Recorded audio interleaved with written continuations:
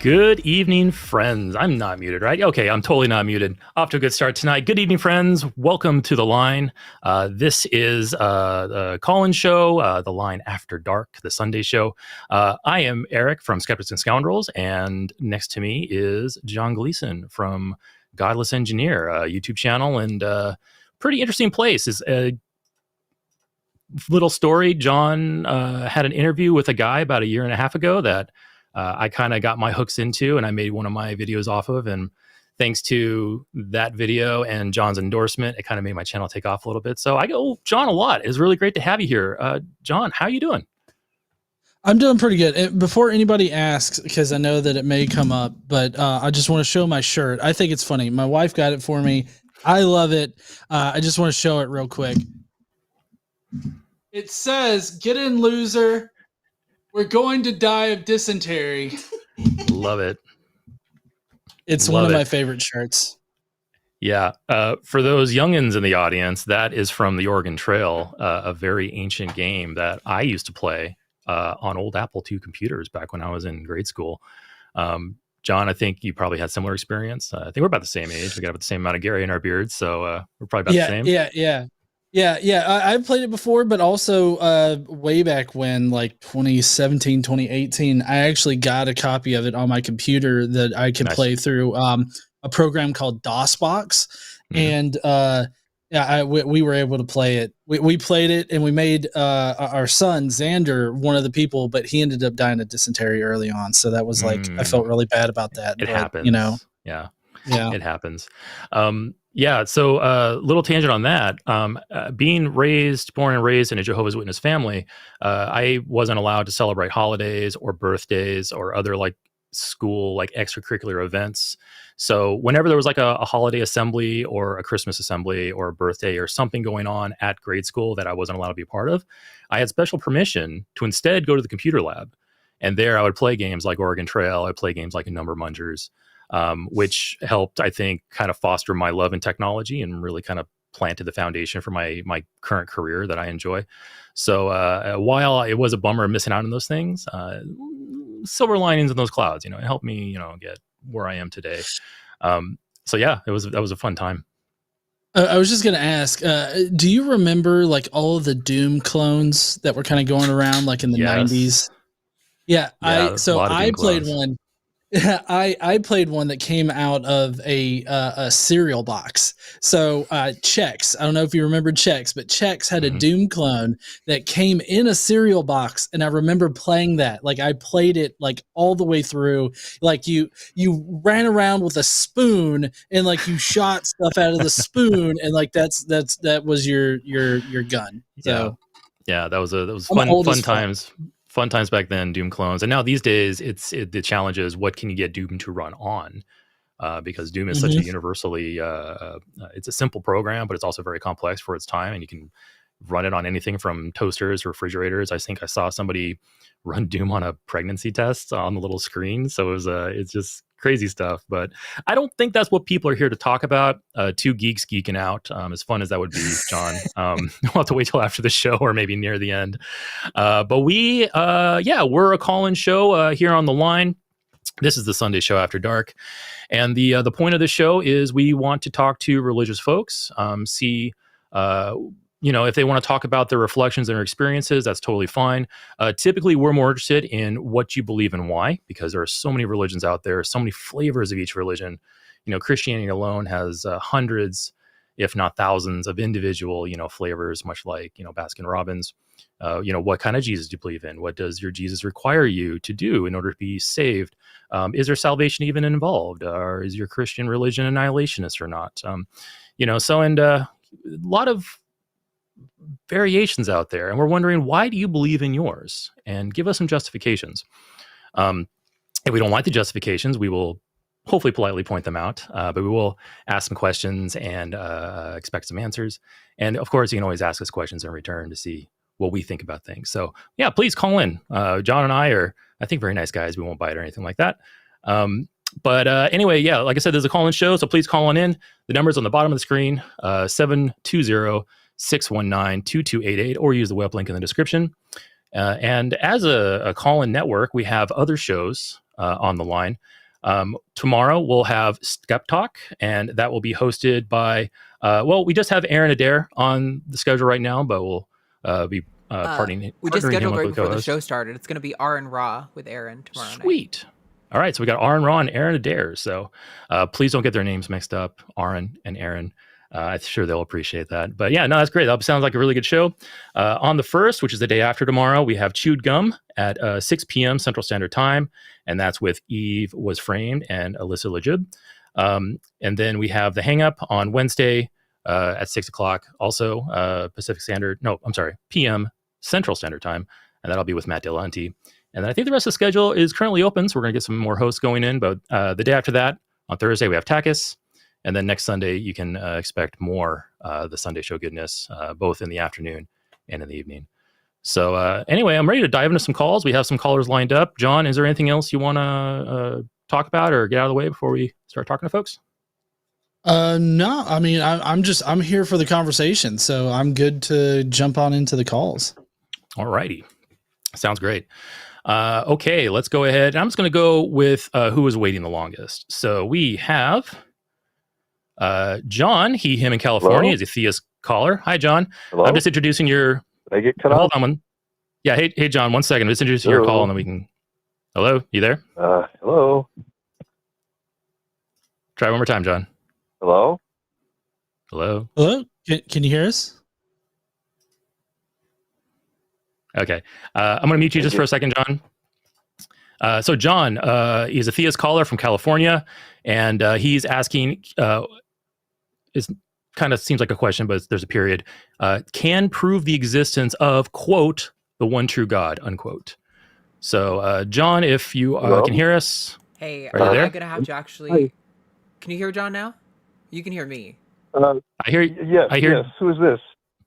This is Arden. I'm the producer. Eric, can you talk? Yes. I might have to reset because Chrome did the annoying thing where it changes what microphone is set, which is how the callers hear you guys. So talk for a minute and see if the caller can hear you. Okay. John, if you heard what Arden just said, she's working through some technical difficulties. Can you hear me? No, we can't hear you. So I'm going to have to reset the system really quick. Hang in there, John. Hopefully you can hear me and you'll hang in there. Yeah, you know, Chrome is really weird when it comes to like microphones and stuff. Click connect. Chrome will switch microphones on you, switch inputs on you. There's even a thing in Chrome where Chrome will like adjust your microphone volume to an unreasonable degree, and you have to like go in there and manually set it to technology, folks. Honestly, I have to admit that I'm actually having to run. Hello, John. Hi. Hello. Hi. Is this Arden? Okay. Can you hear us? Oh, is this Eric or somebody, or what's going on? Yes. Okay. Hello? So let me talk for a moment. John, we have some technical difficulties. It sounds like you can hear me. Okay. Yes, this is Eric, and we're also here with John. I can hear you. Excellent. I can hear you. Excellent. Okay, great. Thanks for bearing with us on that. Your call's topic is I believe you are claiming that you can prove the existence of the one true God? The real God, yes. Okay. What is your, before you prove the God exists, can you define this God for me? Are we on the show right now, or is this the call screener? No, we're on the show. You're live right now. Oh, really? Oh, how about that? Okay. Oh, okay. Yeah, we'll go right into it. All right. I mean, I've got it written down. I'll get right into it. I'm a theist in regard. Oh, it's the second sentence, so bear with me. I'm a theist in regard to the one true God, the real God, but I'm an atheist in regard to every other God, all of those fake non-existent gods like the Christian God and Allah and Vishnu. The one true God has a name. It's called nature.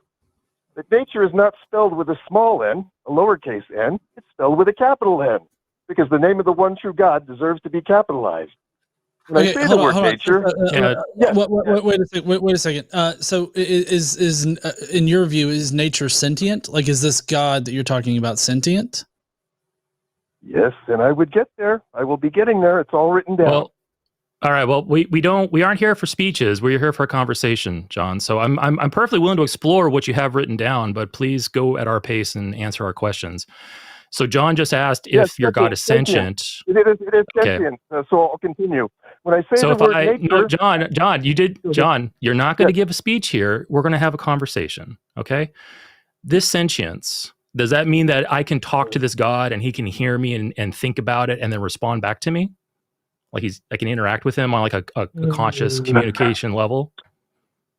Yes, but probably not in the way you think. And if you would allow me to, you see, if we operated under just a typical debate structure, I would be allowed to give my opening argument. So then that would explain everything. This is not a debate, John. We're not here to debate. We're having a conversation. There's a difference, okay?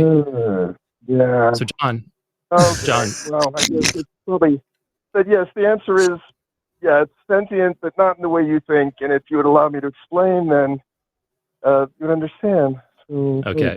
So succinctly, is it possible? So we're going to be going around and around. John. Is it possible that we can explore your idea of God through a series of questions and answers and general conversation? So basically, let me ask you this: did you call in so that you could have free reign to have like a 5-minute speech about what you think is God and have this piped out to however many, hundreds or possibly, more people listen to your diatribe about what you think about nature? Like, is that what you called in thinking this was a virtual conference? Is that what you thought? A virtual conference? I'm not sure what that is. No, and I wouldn't, that's kind of demeaning to say it's a diatribe. No, it's an opening argument as you would have in a debate. That's all. Yeah, but John, not a debate. John, I just told you we're not here to debate. We're here to have a conversation. That's a big difference. Yeah. So, John, let's try this one more time. I'm going to ask a few questions, okay? Because I don't want you to just read off a script, because there's going to be lots of questions as we go. So the first one was, is your God sentient? I believe you said yes.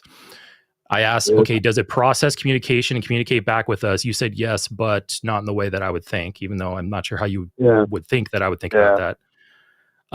Can your God be demonstrated in some way? Can we test it? Can we have some type of process that we can examine it and get consistent results? Yep. Okay. What is that process?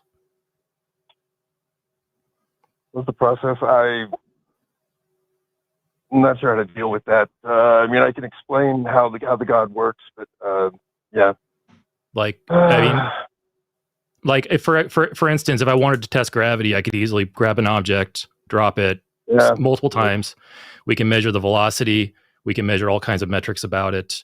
We can try different experiments under different conditions to see how things affect. Like, I can do that. Can we do that at all with your God? I'm sorry. I'm sorry. I can't get past this. John, are we bothering you? Like, you called into this show to talk to us. You're like, I'm so belabored by this whole question and answer conversation. Like, I didn't call for a conversation. You called to gish gallop. Like, that's your entire shtick here.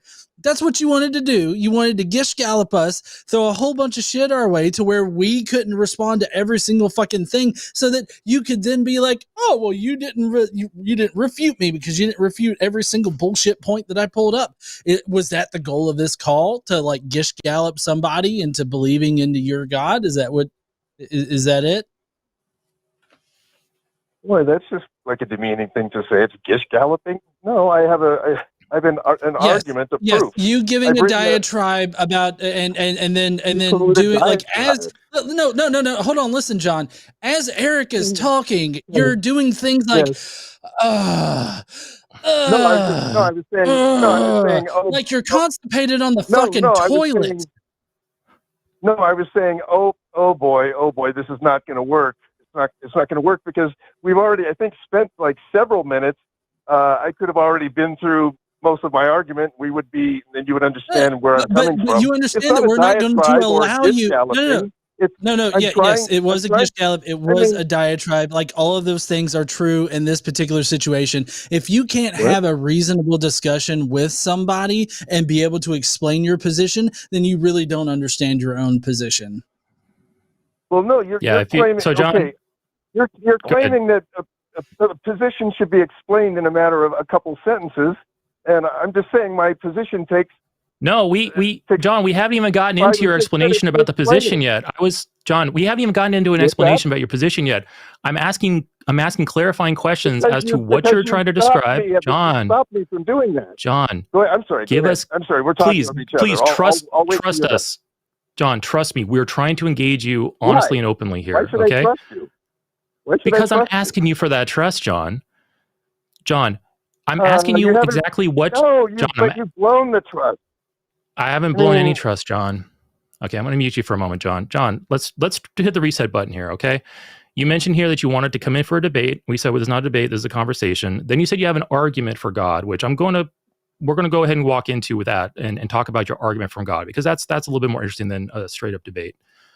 But John, we're engaging you honestly here. We're trying our best to communicate with you. And if we have to stop you to ask a follow-up question about, hey, what do you mean by God? Does your God have this attribute? Can I test for this God?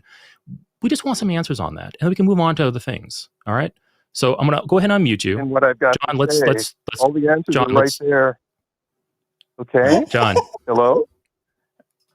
Were you talking this whole time? John was talking the entire time. Eric was while John was on mute. Oh my God. John. What? Last attempt. John, last attempt. Did you hear anything that Eric said? Yes. What? Yes. What? All right, John, last attempt here. Okay, let's hit the reset button. Let's go back to square one. I'm going to go ahead and hold on to the things that you answered, okay? You said you had an argument for God. Is it like in premise conclusion form? Like, is it a structured argument like you would find in like logic? Yep. Okay. An introduction, what's the conclusion? Final. I'm talking about like premises and then a conclusion. The conclusion first. You want the conclusion first. Well, I would like to know what we're building towards. That would really be helpful. So what's the conclusion of the argument? The Christian Bible is a book that does not have a happy ending. It ends in Armageddon. You give me the punchline. I mean, John. Gee, how long have we been doing this? Even if I took that conclusion seriously, John, it has nothing to do with God. It just talks about what the Bible says. Okay, yeah. So hold on, John. If we can reorient here. That's it. You asked for the. I'm sorry. We seem to have broken. We broke you, John, because we interrupted your script. Now, listen. Okay. So you said that you're God sentient, and you deny the Christian version of God. We get that. We understand that. You say nature is God and nature is sentient, and somehow you have a different understanding of sentience than we do. Can we please start where you explain to us, without reading from your script, how nature is sentient and how we can actually know that to be true?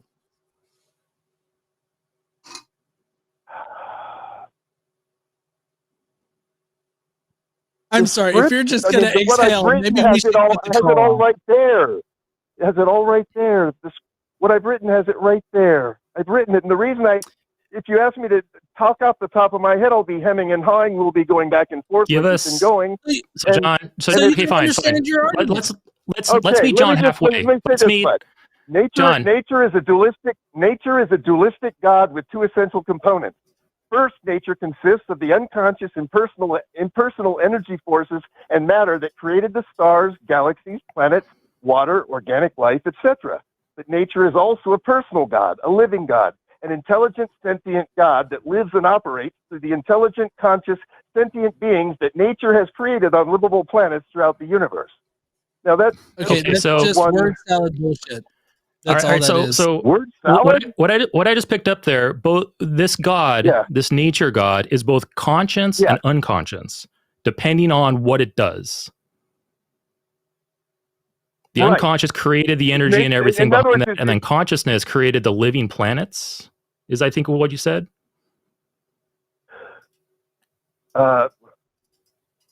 Nature consists of the unconscious, impersonal energy forces and matter that created the stars, galaxies, planets, water, organic life, etc. You understand that, right? I guess. Go ahead. Keep going. Energy forces and matter that created the stars, galaxies, planets, right? I can so that first half, John, that first half, I can just simply say, energy is impersonal and unconscious. So sure, we can, for the sake of argument, without further analyzing that, I could say, yes, we're in alignment on that first half of that. Yeah. There is impersonal, unconscious forces that are the cause or are responsible or are part of the process that made us our universe. So sure, I can get on board with that. Yeah. That second part, though, let's get into that, because that's probably where we're going to have our contention. Okay. I'll say you might think nature does not qualify as a god because it's not a supernatural being, but there are well-established definitions of God that do not require God to be a supernatural being. The reason why I'm fine with saying that God does not, there's no requirement for a God to be supernatural. But you'll run into the problem of how does this God exist in the nature that it itself created? But we can just look past that and say, okay, for the sake of argument, fine, God doesn't need supernatural. Okay.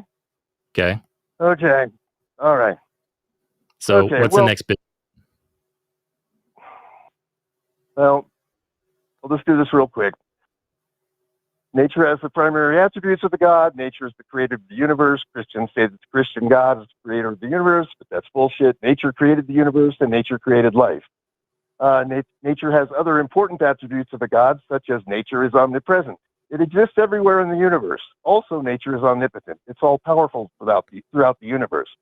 But nature is not omniscient. Nature is not all-knowing. In fact, for billions of years, nature was as dumb as a rock.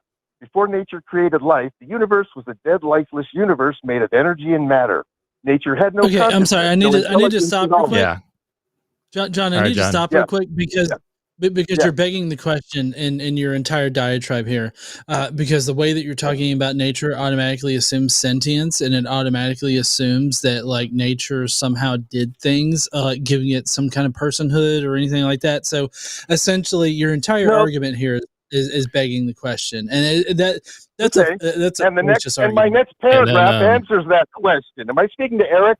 The next paragraph answers the question. No, that was John. So John, so hold on, John. This is Eric now. The next paragraph answers your question about sentience. Right. Okay, John. So, hold on one second. Yeah, John, hold on 1 second. I'm going to drop my notes in as you're talking. Okay, because this is a conversation.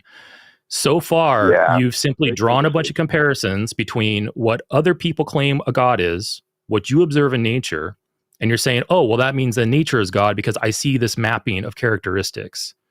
But all you're doing at that point is just swapping out the definition for one thing for another. I want to hear some justification for why. I want to hear some justification for why you think that this nature God is conscious and we can interact with it. So we're going to go. We'll go into one more. We'll go into one more. We'll go into one more thing back and forth about your next paragraph. But then after that, if we don't get anything good out of it, we'll just go ahead and move on to other people. So go ahead. Please explain to us how you know or how you can show us that this God is conscious and we can interact with it. Okay. The paragraph, and this is the most important part right here, the one true God nature is so awesome, it has the intrinsic ability to create life, which developed into conscious, intelligent life because nature has the intrinsic need to be alive and fully conscious.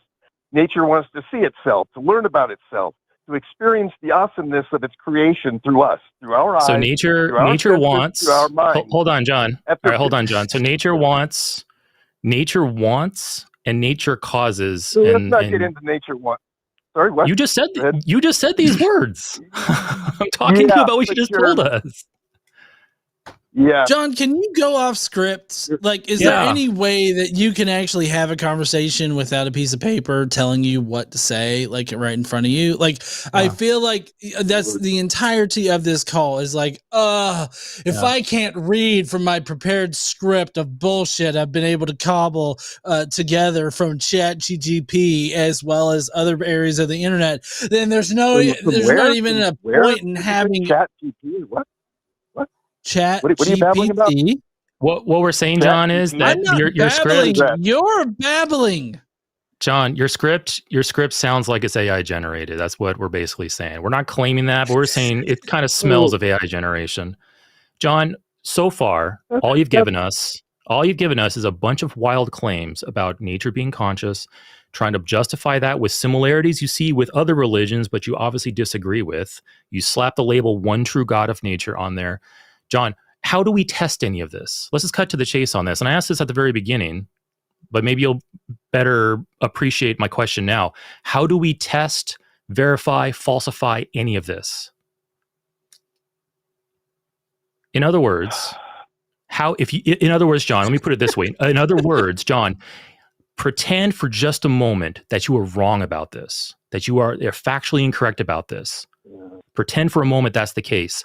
How would you find out that for yourself? How long have we gone on this? Little story, John. John, I'm so sorry. John, I'm no longer taking you seriously. Well, yeah. Eric is asking you questions and giving. Shut the fuck up, John. Shut the fuck up. You're muted, John. Okay, you're muted. Listen, as Eric was talking, in the middle of Eric talking, you're like, it sounds like you're constipated on the shitter. Listen, okay, I feel like we've gone way too far with this. We're trying to really have a conversation with you, but you're not interested in a conversation. You're interested in having the speaker, like the microphone. Sorry, you're interested in having the microphone. And we're just not going to give that to you. It's our show, and we're not going to give you this particular microphone, okay? John, part of making claims is defending those claims. And you can't just expect to come on here and just belch out a bunch of claims and not expect any type of pushback. So when I ask you if you were wrong about this, how would you know? You shouldn't roll your eyes at that and sigh. This is something that anybody should be asking themselves about their beliefs. So John, if I'll ask you one more time, for instance, John, I mentioned gravity. You've interrupted. John, I mentioned gravity earlier. Okay, I can test gravity and I can falsify it. If I let go of this pen and it flies up to the ceiling, I falsified gravity. Very simple. All right. Give me one single thing that you could do that would tell you that you were wrong about your position. Not that that would necessarily happen, but something you can look out for that would say, "Hey, John, you might be going down the wrong trail here. Can you give me a single thing?" And if not, we're going to move on to the callers. Can I answer the question? Sure. May I answer the question? Okay, here's what would possibly tell me I'm wrong. If you guys listen to my argument, my actual argument, without all this interruptions and John, does your God exist whether we listen to you? You're interrupting me again. You're talking I am interrupting you. You're not even allowing me. All right, John. Why does me and other John here, why does us listening to you have anything to do with your claims about reality? Did you not listen to my question? Me and Godless Engineer John, our ability to listen to you or let you talk has no bearing on your claims. So why are you even talking about us? Yeah, one more chance, John. Go ahead, John. Just to add, just to add in here, I find that it's rather hilarious that when he objects to our objections, it's but you won't let me read my script, and that's the entirety of the argument. So that's why I'm laughing. I'm laughing because it's hilarious that apparently the script is going to prove the point, and it doesn't for me. But anyways, I'll let him try to respond. One last chance, and then we're going to move on to the callers, John. So John, falsification criterion. One falsification criterion, please. Oh, you call it a script. It's actually an argument. It's an argument. It's an opening argument for it. All right, John. To discuss. All right, John. And you guys are just constantly interrupting. I told you I could tell you about sentience and in 2 paragraphs. You didn't even let me get through the first paragraph. Well, John, my question, John. Hold on. You got to let us talk here. My question to you was, on any of these things, how would you know if you were wrong? If you were wrong, how would you know? It's not important to me. What's that? Okay. Oh, boom, right there. That tells me, I'm muting you right now because now you just hit a red flag here for me. Now you just told me that you don't care whether you know you're right or wrong or not. You just want to spout your claims. And you're not here to do that. We're not going to allow that. We're here to have a conversation. John, you can talk to me and ask me about any of my claims. And for any of my claims, you can ask me, if you were wrong about that, Eric, how would you know? And I would give you some criterion, some method, some single thing that I could do to determine whether my beliefs are wrong or not. And if I find a belief that I have no falsification criterion for, then that's something for me to look at and go, oh, wait, hold on. I'm holding something irrationally, most likely. And that's what we're trying to get to with you. Anyway, John, we'll go ahead and move on. Please listen to that call. Really think about the questions we're asking you. We're not here to impede you. We're not here to disrupt your whatever you're trying to do. We just want to have a conversation. And if you say something that's way out there and we want to clarify, or way out there and we want to like, how would you know if you're wrong about that? Those are legitimate questions. And by saying that you don't care about that, you're telling us that you don't care about truth. And that means we don't care about the conversation at that point. So you have a good evening, John. We're going to go ahead and move on. How you doing, John? Other John? GE John? I don't know. Hopefully that's the last John for the night, because that was getting confusing. I mean, honestly, like it seems so ridiculous that John was just, you know, every time we would speak, he would just be like, like that's really what got me. Like that's what pissed me off about the call. Yeah. Can you imagine like a PhD student, like they have their thesis and they're defending it in front of the panel of other PhD holders, and when somebody asks them a question, they go, like how fast that would blow them out of the water for being taken seriously for a PhD a degree or some type of certificate. Like these are important questions. You should know, especially like, okay, obviously like super trivial things like the claim John Gleason owns a dog. I don't know if John owns a dog or not. If somebody asks me, hey, do you believe John Gleason owns a dog? I can say, yeah, sure. I don't need to have too much direct evidence that John owns that dog, because I have lots of indirect evidence.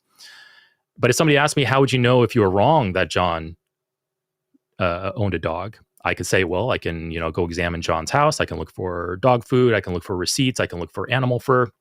I can talk to people around him. I could see, oh, hey, maybe John has an allergy to dogs that would prevent him from having, like, I can do all kinds of things to get in there and either directly falsify or add to a pile of evidence showing that I was wrong about these things. And if you can't do that with even a simple claim, why would you not want to have that for your important claims? Because I think John would probably agree that, hey, yeah, belief in this God is important. If the God's conscious, it probably has a desire and a will and wants you to do things. It's probably important to know those things. Like, these are important questions to ask. These are life-altering, worldview-altering questions. And if you're wrong about this, you should have a way of knowing. So, John, and other caller, John, listen to that call again and maybe try to ponder those things as you listen to those things. Yeah, and I definitely think that people like calling in should be able to defend their positions. Like not reading from a script, because I mean, that's just what it comes off as, is like, you want the microphone, you want to be able to just read off whatever crazy thought occurred to you during the night, like last night or whatever. Like that's not the purpose of the show. That's not the purpose of a conversation. Like that's not the purpose of any of it. So like, I just feel like people need to be able to defend their position coherently. If you can't, then, figure it out and come back. Like that's the simple, part of it. And it just seems like he was just wanting to gish gallop us and us, not have any kind of issues with it. I felt like he entered into the conversation expecting us to be like, oh shit, we agree. Well, fuck, nature's God. Like, yeah. Yeah, I want to echo that. We've been trying to say this at the beginning of shows a lot more, but this show is not an open mic. You do not just get to talk uninterrupted on this show. So don't ever call in with that expectation. Like, that's totally on you, you fucking idiot. Yeah. And we can be contentious. We can be cantankerous. We're just humans, and we can, emotions can flare. We can interrupt each other. We're just humans. That just simply happens. We don't set out to do that. But sometimes it does feel like folks call in trying to invoke that type of response because, I don't know, it somehow justifies their position if they're being abused on a call-in show or something like that. Folks, don't do that. Just come in here, take us at our word that we want to talk to you. Anyway, we're going to go ahead and move on from that. So we are going next down the list. We have Vladimir from Russia. He's a theist caller, and I'm going to go ahead and hit the talk button here. So Vladimir says that the Russian Orthodox Church is the one true church, all capitalized, one truth church. All those outside communion with the church at the time of expiration will be cast into the lake of fire. Vladimir, you're here.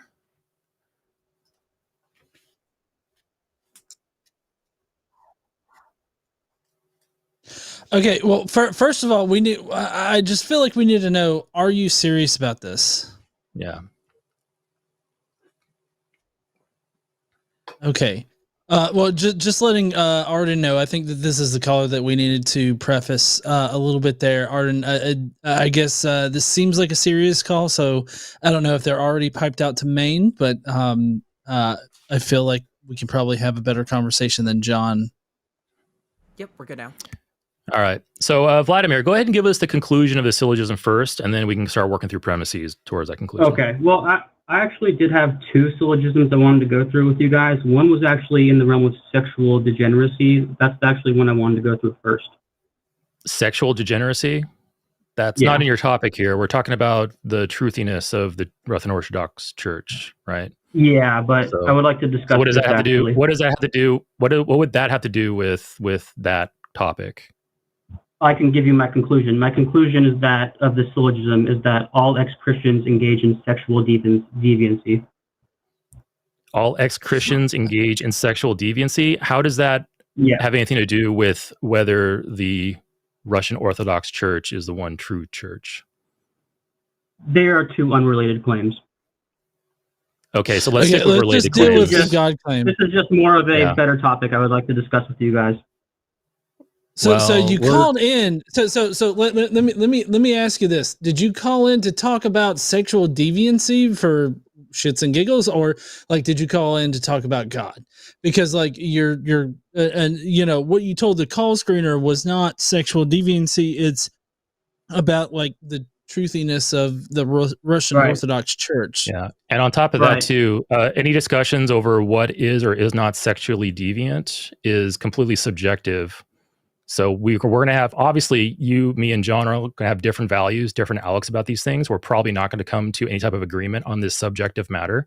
It's much better to talk about objective claims, such as whether God is real, whether a certain church is that God's organization, whether that certain church is the only one espousing truth. Like those are better conversations to have because we can work towards objective reality rather than quibble over opinions and values. Also, I would like to add that I nearly made Ray Comfort vomit over sexual deviancy, so you don't want to have that conversation with me. Let's stick with God. Yeah. What was your second syllogism, and what's the conclusion for that? Well, I didn't have a syllogism for the Russian one. That's why I said let's talk about the sexual deviancy, because it does have to do with God. And you just let me... No. So we're not here's the thing. No, yeah, I muted him. We are not going to do that topic. You can defend the one that's on your call list, or you can go away. Yeah. You're already getting massive troll vibes. Even if we wanted to talk about that, you said that the God claim is a part of that. So you're going to have to reach that first, and that's going to be its own argument. So you're already stuck with what we are telling you to do. So either if you think your God is true and he exists, then let's work towards that conclusion first before we even entertain anything outside of that. No. Okay. That's fascinating, Vladimir. That's fascinating because that's fascinating because you're wanting to build a syllogism, and automatically we're telling you that one of your premises that you admitted. No, hold on. You said that the existence of God is a part of the syllogism for the sexual deviancy.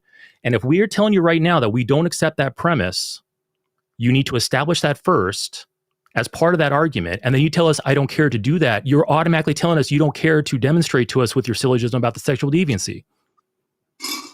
One is required for the other. And if you're refusing to do the preamble, you're refusing to do the rest of it automatically. You didn't even hear my syllogism. No, I didn't have to hear your syllogism. You just told me that you want to bake a cake, but you don't want to use eggs. You have to hear it first. All right, Vlad, I don't think you understand what I'm saying here. You're telling us you want to bake a cake, but you don't want to give us the flour. Yep. Okay, well, we don't have to do that then. So one more chance. Do you want to talk about the existence of God or not? Yeah, premise one is all people... I muted you, dumbass. You're gone. Yeah. You keep trying, you fucking troll. It's been a week that you've wasted your life trying to get on this fucking show, and we'll catch you every time, motherfucker. Get a hobby. Jesus Christ. You beat me to it by a half second. Once he ignored my question and started going to premises, I'm like, okay, yeah, I see what's going on here. I'm getting better at detecting this kind of stuff. I'm still a little apprehensive on like pulling the drop trigger, because like I tend to give people the benefit of the doubt, maybe a little bit too much. But I think maybe after a few more years of this, I might be more quick on just dropping folks when they're being like that. All right. So that was fun, guys. Let's go ahead and talk about our announcements one more time. I think we're about 45 minutes in. Yeah. So you're here on the Sunday show with Eric and John Gleason. This is a call-in show, so please refer the phone number and the web link description down below if you want to talk in or call in and talk to us. We are on the topic of religion and gods tonight, which that's the general topic of the Sunday show. So please call in, tell us what you believe and why, and we'll hopefully have a good conversation around it. We have other shows this week. Tomorrow, Skeptalk with Adair and Aron Ra. Chewed Gum will be on Tuesday, and that'll be with Eve Was Framed and Alyssa Ljub. And then we have Matt Dillahunty on the Hang Up on Wednesday night. And then we have TACIS on Thursday, and then more Sunday shows next Sunday. We'll go ahead and move into our next caller. And I'm just going to keep on going by, I'm a fair guy. I'm just going to go by for how long people have been waiting. Unless I don't like your name for some reason. Like, I don't know. What's a name you don't like, John? I've never known. So Paul, Zeke. Oh, we have a Zeke's Pizza up here in Washington. I've never eaten there. Zeke. Apologies to any Zekes out there. It's nothing personal. Just John doesn't like Zeke. I've never known a Blake that I liked in my entire life. Nothing wrong with all Blakes. I'm not at all saying if your name is Blake, something's wrong with you. I've just never known a Blake that I liked. So anyway, those are maybe the two names that I would probably reject outright. But anyway, I kid, of course. I'm trying to be fair. All right, we're going to go in the next caller here. We have Polo, he, him from Pennsylvania. Polo is an atheist caller. Please tell me if I'm pronouncing your name wrong. It's Polo. And no, Polo, actually, atheist Polo. caller. I'm sorry, say that again? Yeah, Polo is correct, just like the game. Okay, yep. Perfect. Okay, Polo, you want to start a secular humanist religion, according to these notes? Yes. Well, I was raised in one. I was raised with the Ethical Culture Society, and I've been looking for some sort of like activism, some sort of more involvement from the community, and that was one of my main issues with the Ethical Culture Society, where I didn't feel like we were doing enough. And so when I went back to it, it didn't seem to have the same oomph. So I've been researching how do I start my own, and I've been thinking about, first I was thinking about starting a nonprofit organization that would involve, other groups, but then I realized that it does fall under the concept of ethical humanism. So using religion to do, I hate to use the term interfaith, but yeah, interfaith between that and those who do consider themselves humanists, but they call themselves humanist Christians or humanist Buddhists or humanist Jews, but they still consider themselves humanists. So I want to give a space that we can do this as a religious group with other religious groups, but with a humanist goal in mind. It sounds like then your goal for that is then you want to have the religion label on there to open the door to other religious groups, because they might be more kind of apprehensive for associating with you if you aren't kind of like classified as one of them. Is that kind of the rationale? That is part of it. There is that element, but there's also the element that there's a lot of groups out there. Well, there's a lot of groups out there that are getting help from the government in some places. Like just as an example, in prison systems,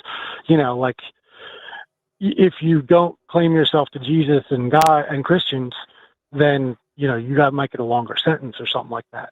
So if there's another religious group that can go in there with them, right, as a secular humanist group, that would be an advocacy. And you can also have advocacies in other spaces too, not just homeless shelters, but maybe victims advocacy.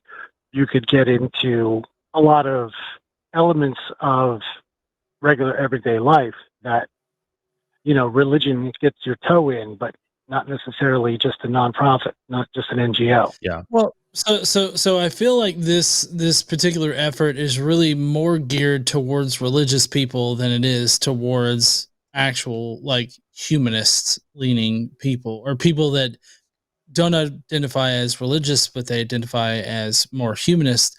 It kind of seems like you're wanting to create some kind of organization that's labeled as religious just to pull religious people away from their current religious organizations. Well, no, I don't see how that's helpful. It's under the it's under the basic concept that whether you do or do not believe in God matters second to how we take care of each other.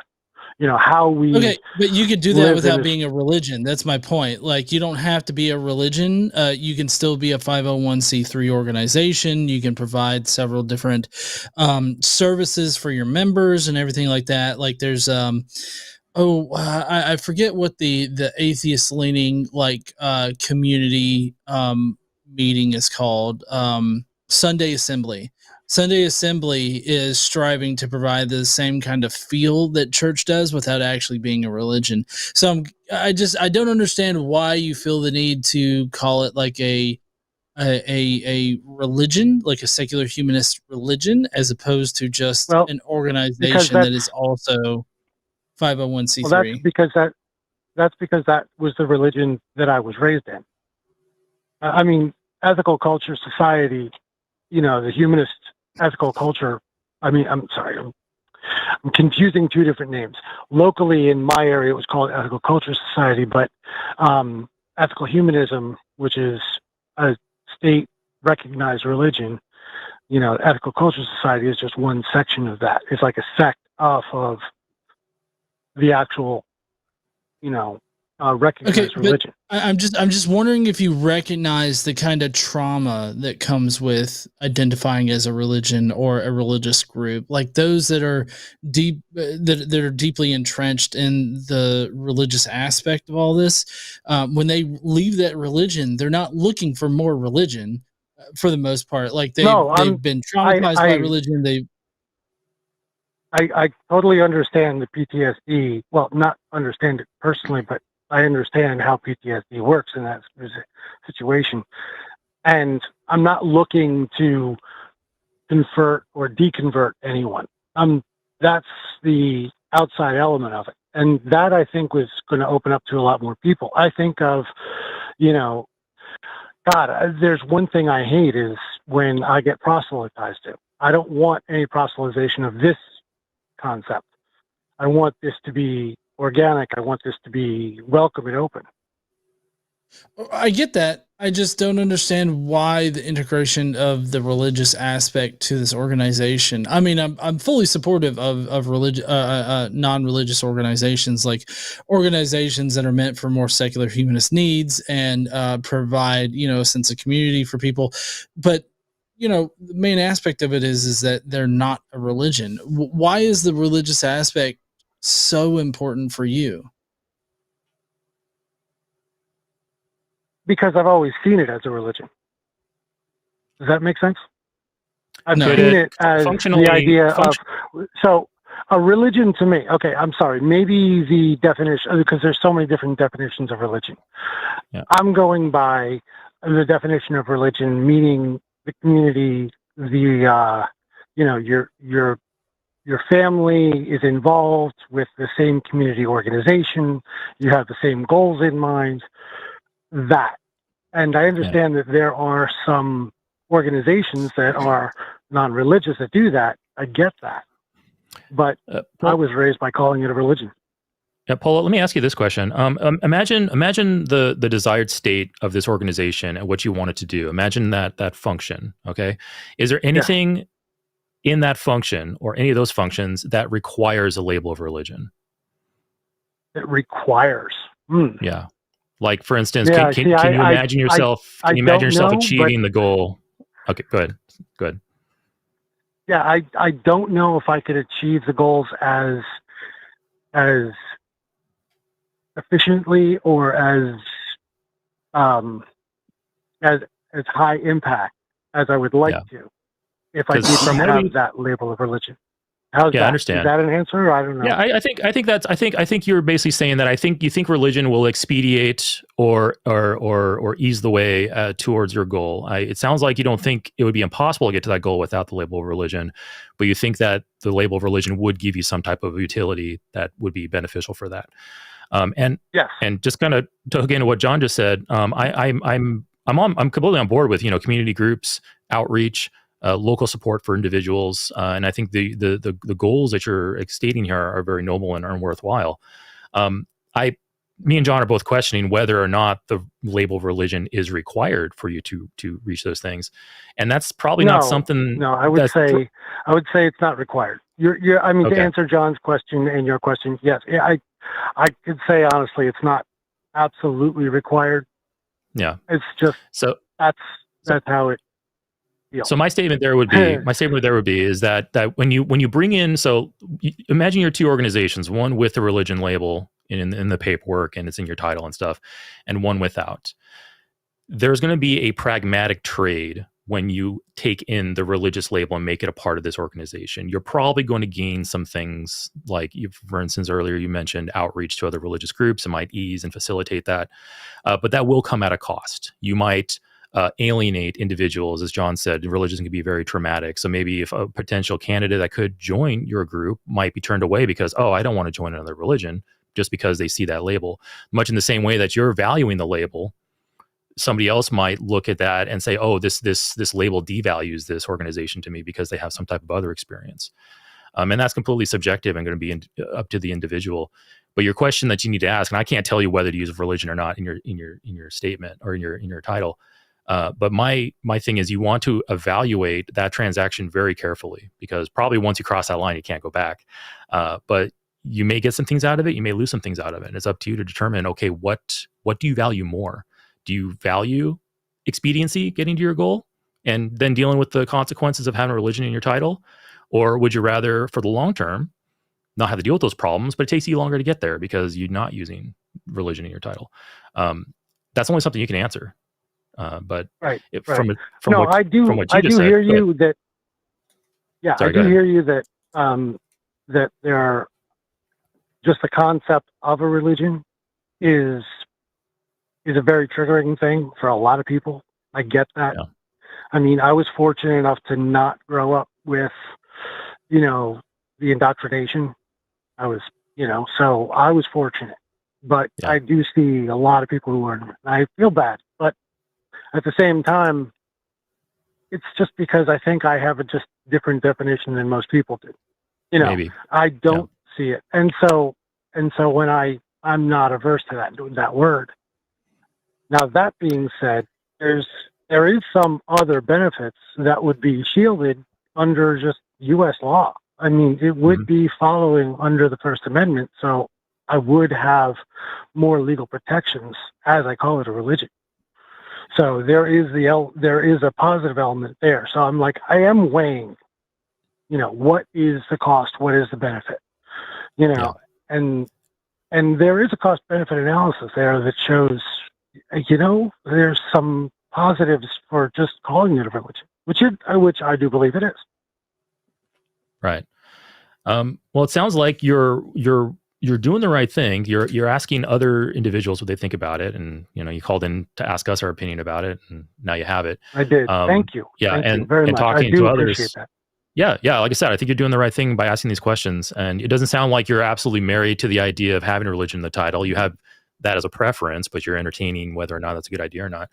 What I recommend doing is continue doing what you're doing there. Ask others. And perhaps one thing what you can do is you don't necessarily have to have religion front loaded into your organization when you build it. What you may want to do is start the organization, keep it religion free, keep any mention of it out of it. And then once you build up a community and once you have some people involved, you can then ask them, what do you think would be the wise choice here? Should we do this or not? Because perspectives change as you grow the organization. Hey, maybe it wasn't as difficult as you thought interfacing with other groups that happen to be religious. Maybe those roadblocks and those barriers aren't there. Maybe they're just imagined at this point in the process. So you may just want to take your time, take your steps, and decide as you go. Yeah. Hey, listen, I really want to send my appreciation out to both you guys. I really needed someone to bounce this off of with me. I appreciate that. Yeah, no worries, Paulo. And yeah, good luck in your efforts. It sounds like you want to do something pretty noble, and sounds good. Yeah, feel free to 6 months, 12 months, call back in. Let us know your progress. We'd love to hear it. I would love Definitely. to. Thank you very much. All right, cool, Paulo. Catch you later. All right. Thank you. Bye. Bye. All righty. That was a nice palate cleanser compared to the previous few calls. Let's go ahead and go on to, this is in order of, okay, cool. Next individual in line, we have Simon from Wisconsin. Simon's a theist caller. And Simon says he had a personal experience / out-of-body experience and is now struggling with his faith. So, Simon, how are you doing? Hi, I'm doing good. How are you guys? Doing pretty good. Yeah. Awesome. Glad to hear it. Yeah. Hey, I'm sorry. I don't have the show up in front of me. Can you remind me your names, please? No worries. So I'm Eric, and this is John. John, you can say hi so you hear your voice.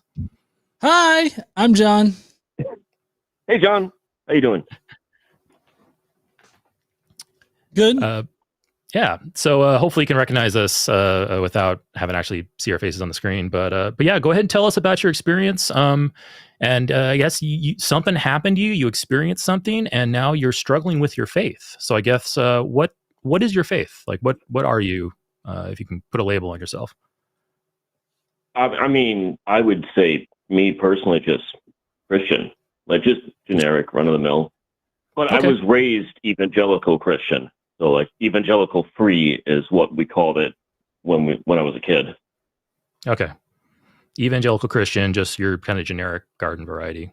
Not to be disparaging, just, your typical Christian. Okay. And so you had an out-of-body experience, and that's making you question this faith. So tell us a little bit about the out-of-body experience, and why is it throwing this into question? Well, so it was... I mean, I'm sorry. I'm trying to figure out how to kind of summarize it very quickly. It could easily turn into a rambling story. So feel free to interrupt me at any point. We will. Sounds good. Thank you. Yeah, I was out running around and doing some chores around town, right? And was driving my car, and I was feeling kind of stressed out about stuff. You know what I mean? Mm-hmm. Just because some personal things with family and some stuff with work and finances and politics and all this kind of stuff. Just general stress. And on my way back, I had this moment of oh my gosh, I have to get home right now. And for some reason, I just became very intense on the drive. I was clutching the wheel so hard, and my heart was racing, and I was I don't even know what's going on right now. If I can ask, is this Vin Diesel in Fast and the Furious kind of bearing down, or is this some other kind of knockoff Fast and the Furious bearing down? So I haven't had that kind of feeling since back in 2000 when I was actually last in high school. So I don't watch those movies anymore. I love Fuck Physics 11 that's coming out sometime soon. What's the one guy who has to run until or keep his heart rate going? Is it Crank? Transporter? Yeah. Transporter 2 Cranked. No, it's Cranked. It was Cranked. Okay. Yeah, Transporter's a little bit different, but same actor. Oh, okay. Yeah. Transporter was a good one for sure.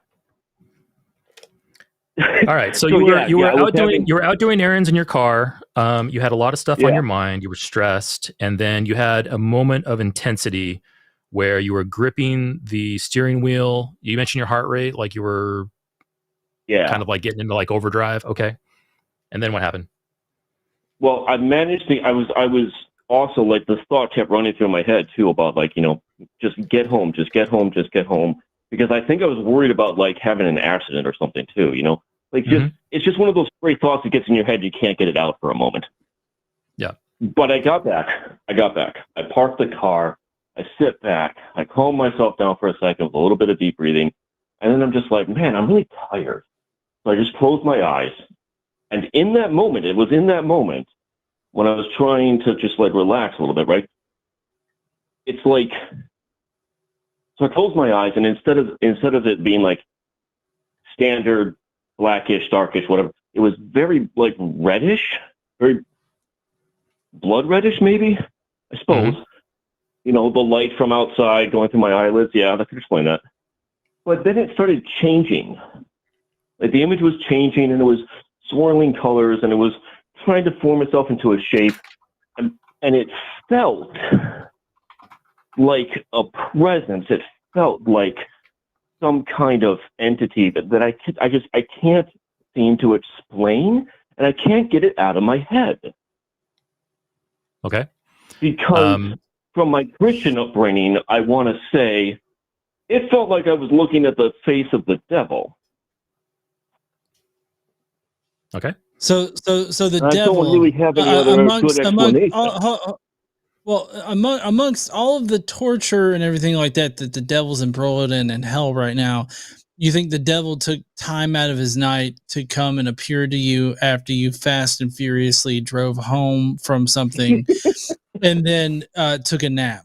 Like you, I'm sorry, I don't mean to belittle your experience here, but it just kind of seems like you had. Hold on. It seems to me like you had a panic attack or something like that, and then you got home, and the panic attack really kind of drained you, and so you took a nap in your car, and then you had a bad dream about the devil, which was probably spurred on by your religious upbringing. That's what it seems like to me.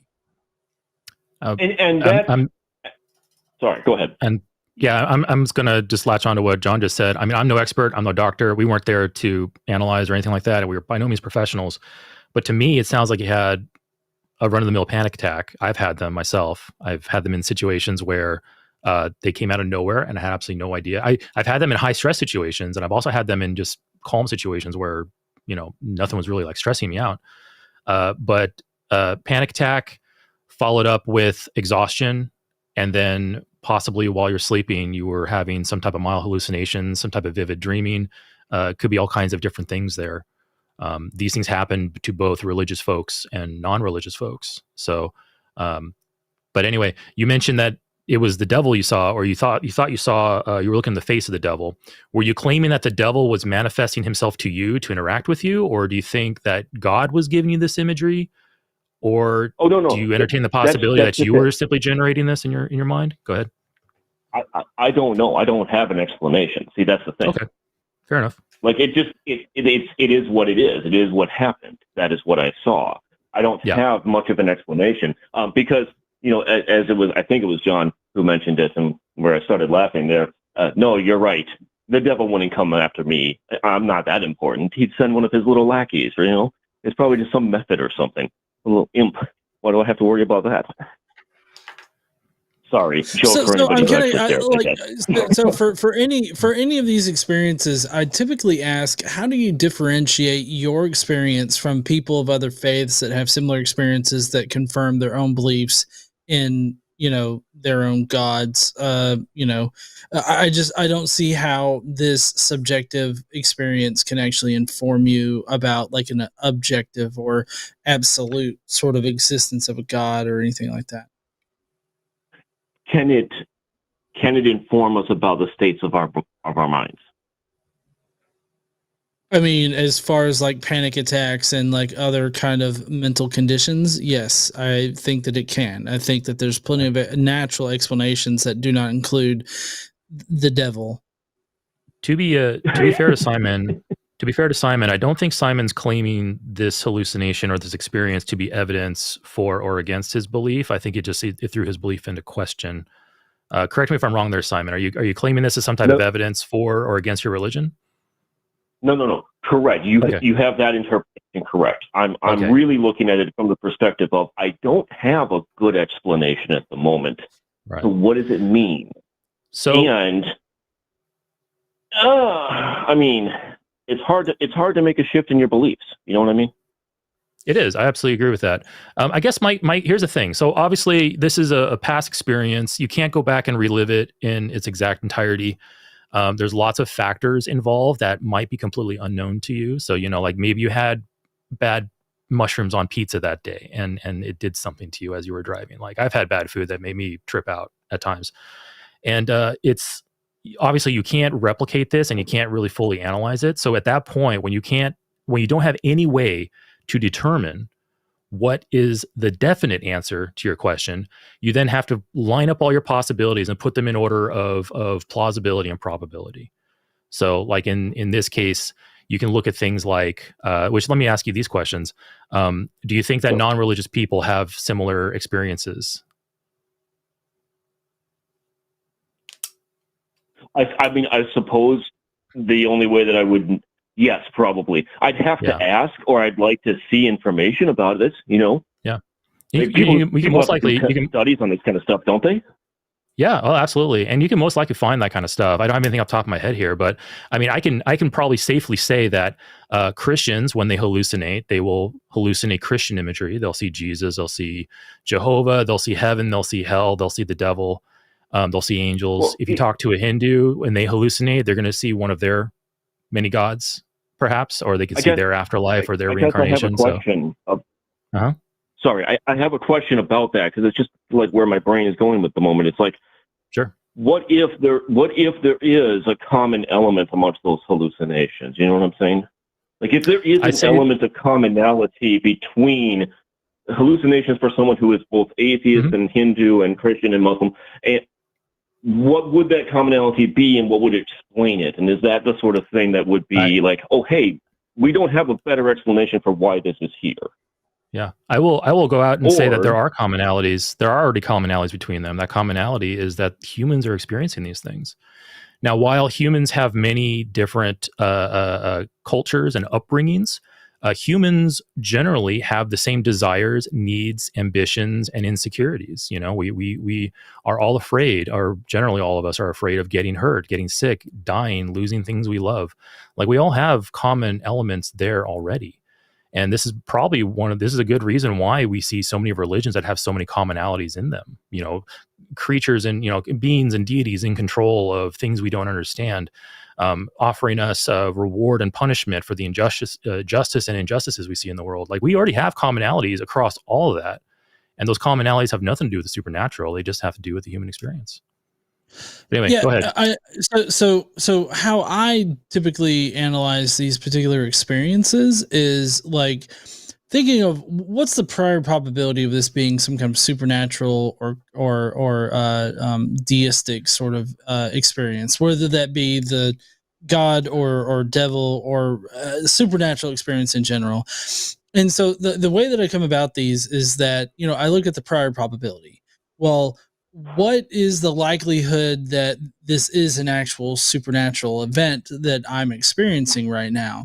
And it's pretty low because we don't actually have any verified supernatural events that have happened in the past. We don't have anything that suggests that supernatural even exists. So it seems like it's pretty low from the onset. Now, if we look at it from a more natural perspective of like, what Eric was saying, the human experience and like how human brains always try to seek out patterns because that's a survival aspect of like human brain activity, and just in general how humans operate, like as far as like having hallucinations. Like even me as a kid, I remember having like auditory hallucinations, hearing Weird Al Yankovic on a bus, kind of thing, and so like so basically is Weird Al in the room with us right now? You just said to somebody else. No.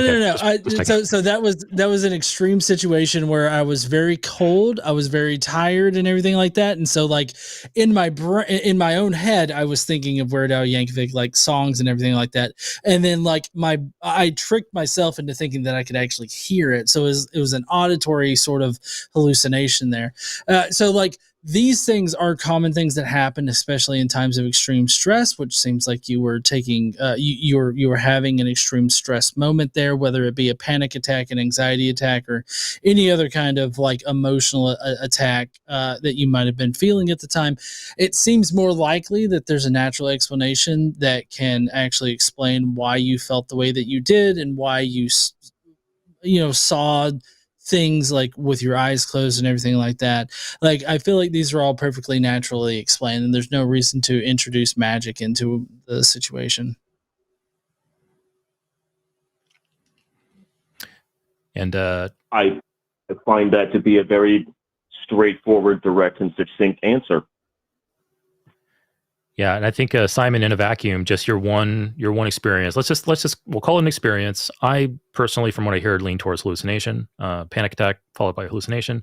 Like you said, you were stressed and you had lots of other factors kind of stressing you in your life at the time. So, but let's just call it an experience. Your experience in a vacuum does neither confirm nor falsify your religious faith. It just simply does it, because you can be a Christian and Christianity can be true, and your hallucination be completely independent from that. Or you could be a Christian, your Christianity's false, and your hallucination still be independent from that. So it doesn't really support or take away from your religious faith. Now, outside of that vacuum, when you start analyzing all of the hallucinations that we've recorded, ones that I've experienced personally, ones you've experienced, I'm sure John's experienced with Weird Al being in the room with him, we can start looking at commonalities among these things and start differentiating them against the religious upbringings that these individuals have. And we can start looking at things like, okay, well, these people of this religion hallucinate elements of their religion. Christians hallucinate elements of their religion. Atheists might hallucinate elements of random things that they hear, because I'm an atheist. I don't believe in these religions, but I've been exposed to them. Those ideas are in my brain. Like, I could have a hallucination tomorrow and see Jesus. That doesn't mean Jesus is real. It just means that, hey, my brain generated something that I put in, that, happened to be inside my memories at some point. So the process that you use to determine whether you had a real experience or not, you should then take and go, okay, what's more probable, that we have multiple conflicting religions, all with differing claims, and they're all generating hallucinations for their followers? Well, no, that doesn't sound quite right. We see some contradictions in there. Oh, maybe we can see that, hey, certain followers have these different hallucinations, others have these different hallucinations. We can start establishing, oh, hey, these are elements of what they've been taught their entire life, the things that have been ingrained in them since childbirth. So you can actually start looking at those things and go, okay, what does this do with the probabilities of whether these religions are true or not? Does this at all help Christianity to be more true than Islam, or vice versa? Personally, when I look at it, I see it all as a wash. I don't see any of these hallucinations as evidence in support of any of these religions. In fact, if you look at them all together, I see them as evidence against those religions, because those religions are not, they're not in alignment. They're all, just all the stuff I just said. So that's kind of how I look at it. So while I don't think that your one hallucination should be used to determine whether your particular religion is true or false, you should take the process that you're using to analyze it and apply it to the whole thing, and start looking at all, hallucinations in general, and see if those are actually in support or not of these religions. And I think you'll probably have more to play with than just your one experience. But yeah, I can't really tell you one way or the other whether this is the case or not, because it's one experience in a vacuum, and it could be anything. So if I may, just one quick follow-on question. What if it's not just one experience? What if it's more than? But I do take your point and your meaning, because this, even if I go the direction of saying, oh, it's more than one experience, because it was more than once, I still am working with a small set of examples. Yeah. I would need a much larger data set. Is that one of the things I'm supposed to draw from this? When you're analyzing everything as a whole, yeah, the larger data set, the better. But even if you have 2, 3, 4, 5, that's one of the things I'm taking away from this. Yeah. So even if you have 1, 2, 3, 4, 5, 10, 100 hallucinations that you've experienced that all, quote unquote, support your faith, that's not enough to establish that the faith is actually true, because all those hallucinations could just be a product of your own brain. And the problem with hallucinations is that how do you go back and verify that's a hallucination? How do you falsify it's a hallucination? Like that's why atheists like me and John are not impressed by things like vision and prophecy and experiences like this, near-death experiences, out-of-body experiences, even UFO abductions, like we don't put stock in those as good evidence for these claims, because there's other naturalistic, more plausible, higher probability explanations than we have with it actually supporting the religion. So another quick follow-on, maybe you have a quick answer for this. Doesn't that put us into a problem of hard solipsism? How are we supposed to know if we're a brain in a vat or a part of the matrix or something like that? Well, the problem of hard solipsism is just that. It's an unfalsifiable claim and idea.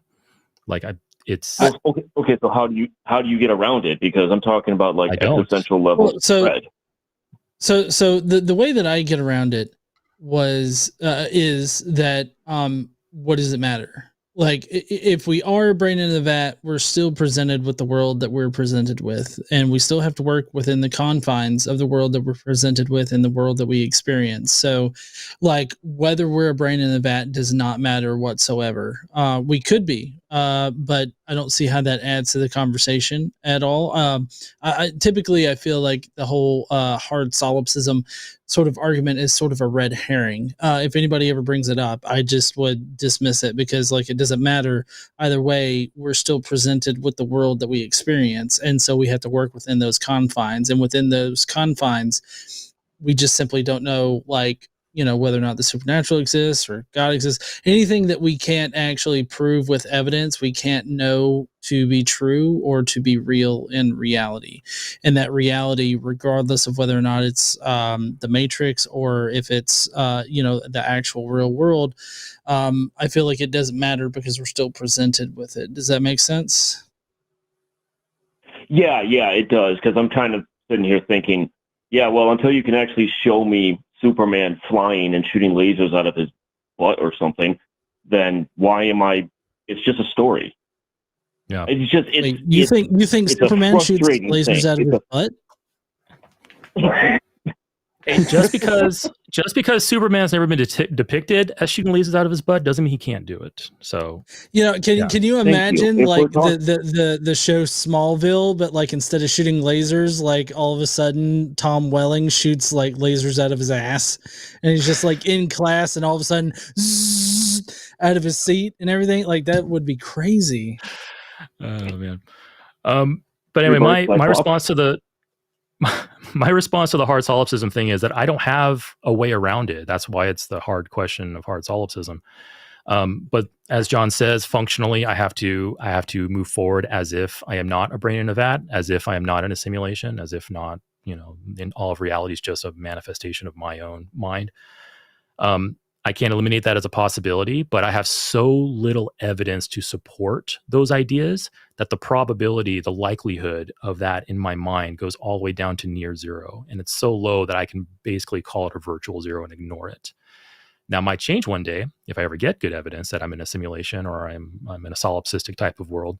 But until then, it would be irrational to adopt that as a truth. And even if I was right somehow, I would still be irrational in adopting that position because I have no evidence to support it. So for now, I ignore it until something else comes around. And I don't think everything will ever come around to do that, because literally in solipsism, anything that's presented to me is a product of the reality that I'm generating. So I can't trust any of it to actually be conclusive. So it's that's why it's a hard problem. But yeah, it's a virtual zero to me. So I ignore it. That's how I, quote unquote, get around it. But it's not really getting around it. It's just ignoring it because I have no choice to. It's a brutally realistic approach to take. The problem of hard solipsism is solved by the reality of, I don't know, a hard reality, I guess. Yeah. Somebody wittier than I can come up with something for that. Yeah, because I got to function in this reality that I'm experiencing, so I have to make certain pragmatic decisions going forward on that. And I will gladly say that I think that hard solipsism is not the answer. I might have a 0.0001% chance that I'm wrong. It's there, can't ignore it, but it's a virtual zero to me. So, all right, Simon, any final comments before we move on to the callers? No. I mean, it's given me a lot to think about, and I really appreciate that, guys. I mean, I don't necessarily agree with the show, right? But I do, or a lot of individual thoughts. You know what I mean? Yeah. But I appreciate what you guys are doing, especially in terms of pushing for more civil conversations around these kinds of topics. So, thank you very much. Take care. All right, Simon. Thanks a lot. Appreciate that, and you have a good night. All right. All right, John. We're about an hour and 20 minutes into the evening. How you doing? All good? Weird Al's gone? I'm doing good. No, what? I made that comment. Because you were talking about one time you were hearing Weird Al on the bus, and then all of a sudden you stopped and turned off screen and said, "What?" And then came back. I thought it was a bit, but I'm sure you were talking to your wife, but I thought it was a bit. And I was like, is Weird Al in the room with us right now, John? Just the way you timed it was just perfect. No, I'm definitely talking to my wife. She's sitting right there on the couch, taking part in the show. I have no evidence of that, John. I'm leaning towards you're actually talking to Weird Al. Sorry. Okay. That's reasonable. All right. So cool. Well, hey, so folks, we are an hour, 20 minutes into the evening. We still have a line of calls, about 3 left. I'm not sure when the screening room will close, but we have 3 currently in the queue. I've already said a couple times already, but yeah, we're a live call-in show. So please take a look at the bottom at the phone number and the web link. We have other shows later on this week. We have Skeptalk, Chewed Gum, The Hang Up, TACIS, and more Sunday show next week. So what you can do is you can subscribe to this channel, go down to the live stream tab under the channel description, doobly-doo, and it'll actually show you when they do get around to doing it, which happens sporadically, but future shows. You actually see a few days ahead of time what show is going to happen, who's hosting it, when it's going to be, and what the topic will be. So feel free to go and do that here whenever you want. And we're going to go ahead and go on to the next caller. And we have William in West Virginia. William is a theist caller. And the note here, William, says that you believe in the afterlife and you think God is protecting you. Okay, so you believe in the afterlife and you think God is protecting you. What God and what afterlife, I guess, would be my first question. Well, back in 2017, I actually joked to death. I actually died. And then 23 months later, I get hit by a train. Now, I totally forgot all this stuff happened. I was on drugs real bad. And so my short-term memory loss, I even getting up in age. And even though it happened years ago, God brought back the memory of what I've been through over a year ago. So once I started remembering all this, I started looking it up in the Bible. And the our darkness is where I was at. It was in the Bible. Now, I know some people may think that's not true, but think about it. I experienced something that was wrote down over 1,000 years ago. How is that even possible?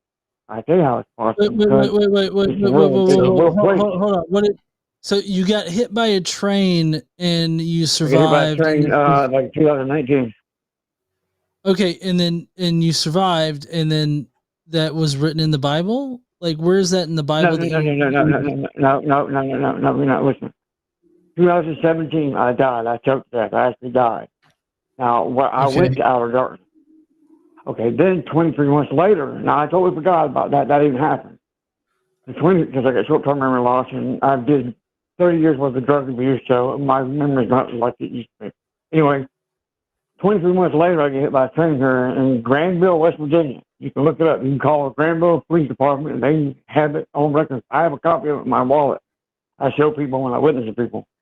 And because I know people that don't believe in miracles. And I know a guy I work with said that he believes miracles, we make our own miracles. I said, well, read this paper. He read it. And I said, that is a miracle. It takes 7 pounds of pressure to break a bone in your body. My rib cage absorbed tens of thousands of tons, at least hundreds and hundreds of tons of pressure in my rib cage. And only has me I think the math is off there. So, William, all right. So I just want to recap what you just said there.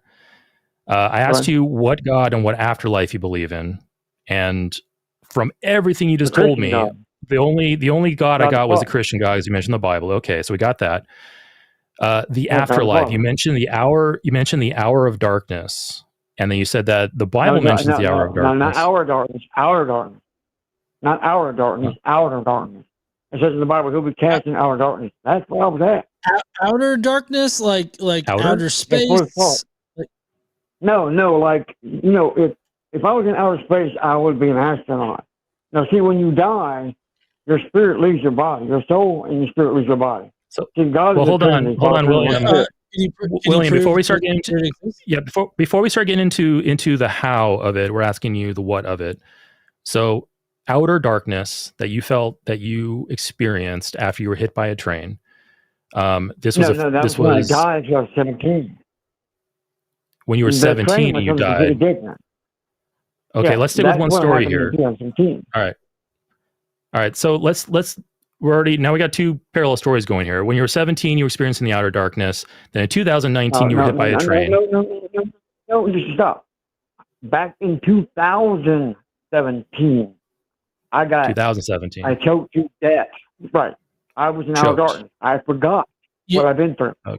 Then, all right. So 23 months later, I get hit by a train in 2019, and then. All right. That was then 4.5 years goes by, and now a little over a year ago, God brought back to memory the things that I went through in 2017 and 2019. I'm 54. So this happened to me when I was in my 40s. So William, from our perspective, you're giving us William. So from our perspective, you're telling us all right, William, hold on. 2017, you choked and you experienced this outer darkness. In 2019, you were hit by a train and you were in the hospital. Right. 2019, I went to hospital. And you forgot about these events or what you experienced when you were gone until many months afterwards. More recently, you got the memories back and you claim these memories are from God. No, listen, you got all screwed up. No, 4.5 years goes by. And then God brings back to my memory because I got off a drug. Okay. In my mind, hold on. I need to stop. I need to stop. I need to stop real quick. So I feel like what you're saying is that it's more likely a supernatural wizard caused you to remember these things versus maybe you suffered some brain damage when you got hit by a fucking train. No, I'm what fine. is more likely? I'm walking around. Yeah. So William, stop talking. I can explain to y'all. Go ahead. That's what more likely is. I know why. I know y'all like bashing Christians and people that believe in God because y'all don't. Bashing Christians. God didn't answer the prayers that y'all prayed. William. I'm look. Where does love come from? Since y'all know so much. All right, hold on. Where does love come from? William, I muted you. All right, we're going to rewind this back. All right, put yourself in our shoes. All right, we have a guy here who says that he almost died twice. He says he has multi-decade habit of doing drugs. He admitted that he forgets things for long periods of time, and then all of a sudden memories return to him. William, for a moment, put yourself in our shoes. Do you think any of this is good evidence for your religious belief? There? You're not selling it here, William. What? So, William, if I came to you and I said, hey, William, I had 2 near-death experiences. I have multi-decade habit of using drugs. I forget things, and then all of a sudden I remember. And thankfully, thanks to the power of Allah and through the glory of Islam, I have this evidence for my religion. Would you accept or reject that? Well, the Muslim religion was inspired by Satan. Would you accept or reject? William, yes or no question. Do you accept or reject it? Do you accept it? It's not that easy, dude. Is it yes or no? It's very easy. I can answer the question. William, I can answer the question easily. No, William. I will answer that question super easy. The answer is no. I don't accept that. It's bad evidence. Let me ask you this. There? I'm here. Ask your question. Okay. Let's take you're drunk for, I don't know, a year, and I keep talking to you. And I'm like, you know what? I'm not even going to talk to you anymore because you don't never remember anyway. Then one day you say, you know what? I've been clean for 6 months. So now I can work with you. Now I can talk to you. You're going to remember, and you're coherent. Everything's great. But when you were using, you're a complete idiot. Now, that's where I was 30 years. I was dead, so many drugs. But then I got off of drugs. I was off of drugs for a long time. And then God was like, okay, well, now I can tell him. Because William, now I can bring back the memory because he showed me. William, do you think multi-year use of drugs might leave like long-lasting permanent damage to a person's brain? I tell you what, contact the Granville Police Department here in Westover, West Virginia. And I'm telling you. Yeah, I will contact them and tell them to email you a copy of that police report. No, I mean, what is this going to prove? I'll take a picture of it. I'll send it. We're so accepting. William. Go ahead. We're accepting that you got hit by a train. We're accepting that you were deep into drugs. We're accepting that you died or nearly died in 2017. No, I did die. We're accepting these. Whatever. We're accepting these events. Okay, William. What we're trying to actually ascertain here is whether or not your years-long drug abuse, as well as any brain damage that you suffered either from your near-death experience where your brain was had oxygen cut off from it, or by being hit by a fucking train, affected your memory, and now you think that God is protecting you. Let me ask you this. If God was truly protecting you, would you have been hit by a train in the first fucking place? Dude, if God didn't want me alive, that train would have killed me. If God didn't want you alive, he would drop you dead like that. Like, he doesn't need a train. You think God needs a train to kill you? Exactly. Now you're coming around my corner. See, y'all can promote atheism. Now you're talking about God can kill you anytime you want. See, now you're starting to understand. No. My question is, do you think God needs a train to kill a motherfucker? No. God can kill you in your sleep if he wants to. Kill you, your wife, your whole family. Right. He so why wouldn't he just kill you why wouldn't he just kill you in your sleep rather than, sending a fucking train your direction? It seems like it would take a lot more effort. Okay, if you get a person that likes talking a lot, and you tell them something, they're going to tell everybody, like a miracle. No. I feel like you're just not used to people pushing back on your story here. Like, I feel like that's the thing that's going on here. William, if you understand why you would reject this if a Muslim was telling you the story, I totally understand. If you came to me and you're like, well, all right, William. If you, we're just going to cut to the end here because we got a couple calls left and the night's starting to run. William, if you can sit back and understand why you would reject this story from a Muslim as to the truthness of Islam, you understand why we reject your claims that this is evidence for Christianity. Any final comments? We can go ahead and move on. Muslim. You say y'all are Muslims? No. You say you're a Muslim? You aren't listening to me. No, you are not listening to me. Why did you bring up Muslims then? Because this is called the outsider test of faith. All right, I'm trying to help you understand why we reject this evidence. You, William, would reject a Muslim bringing this evidence to you as evidence of Islam. You would reject that. You didn't say it as much, but I'm pretty sure you would. I'm going to go ahead and say, William would reject this story from a Muslim. And if you understand why you reject this story from a Muslim, if you understand why you reject the story from a Muslim, you'll understand why we reject this story from you. It is identical to both of us.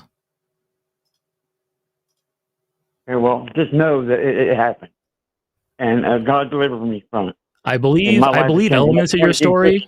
I could believe 100% of your claims about what actually happened in reality, but I don't have to attribute it to your God.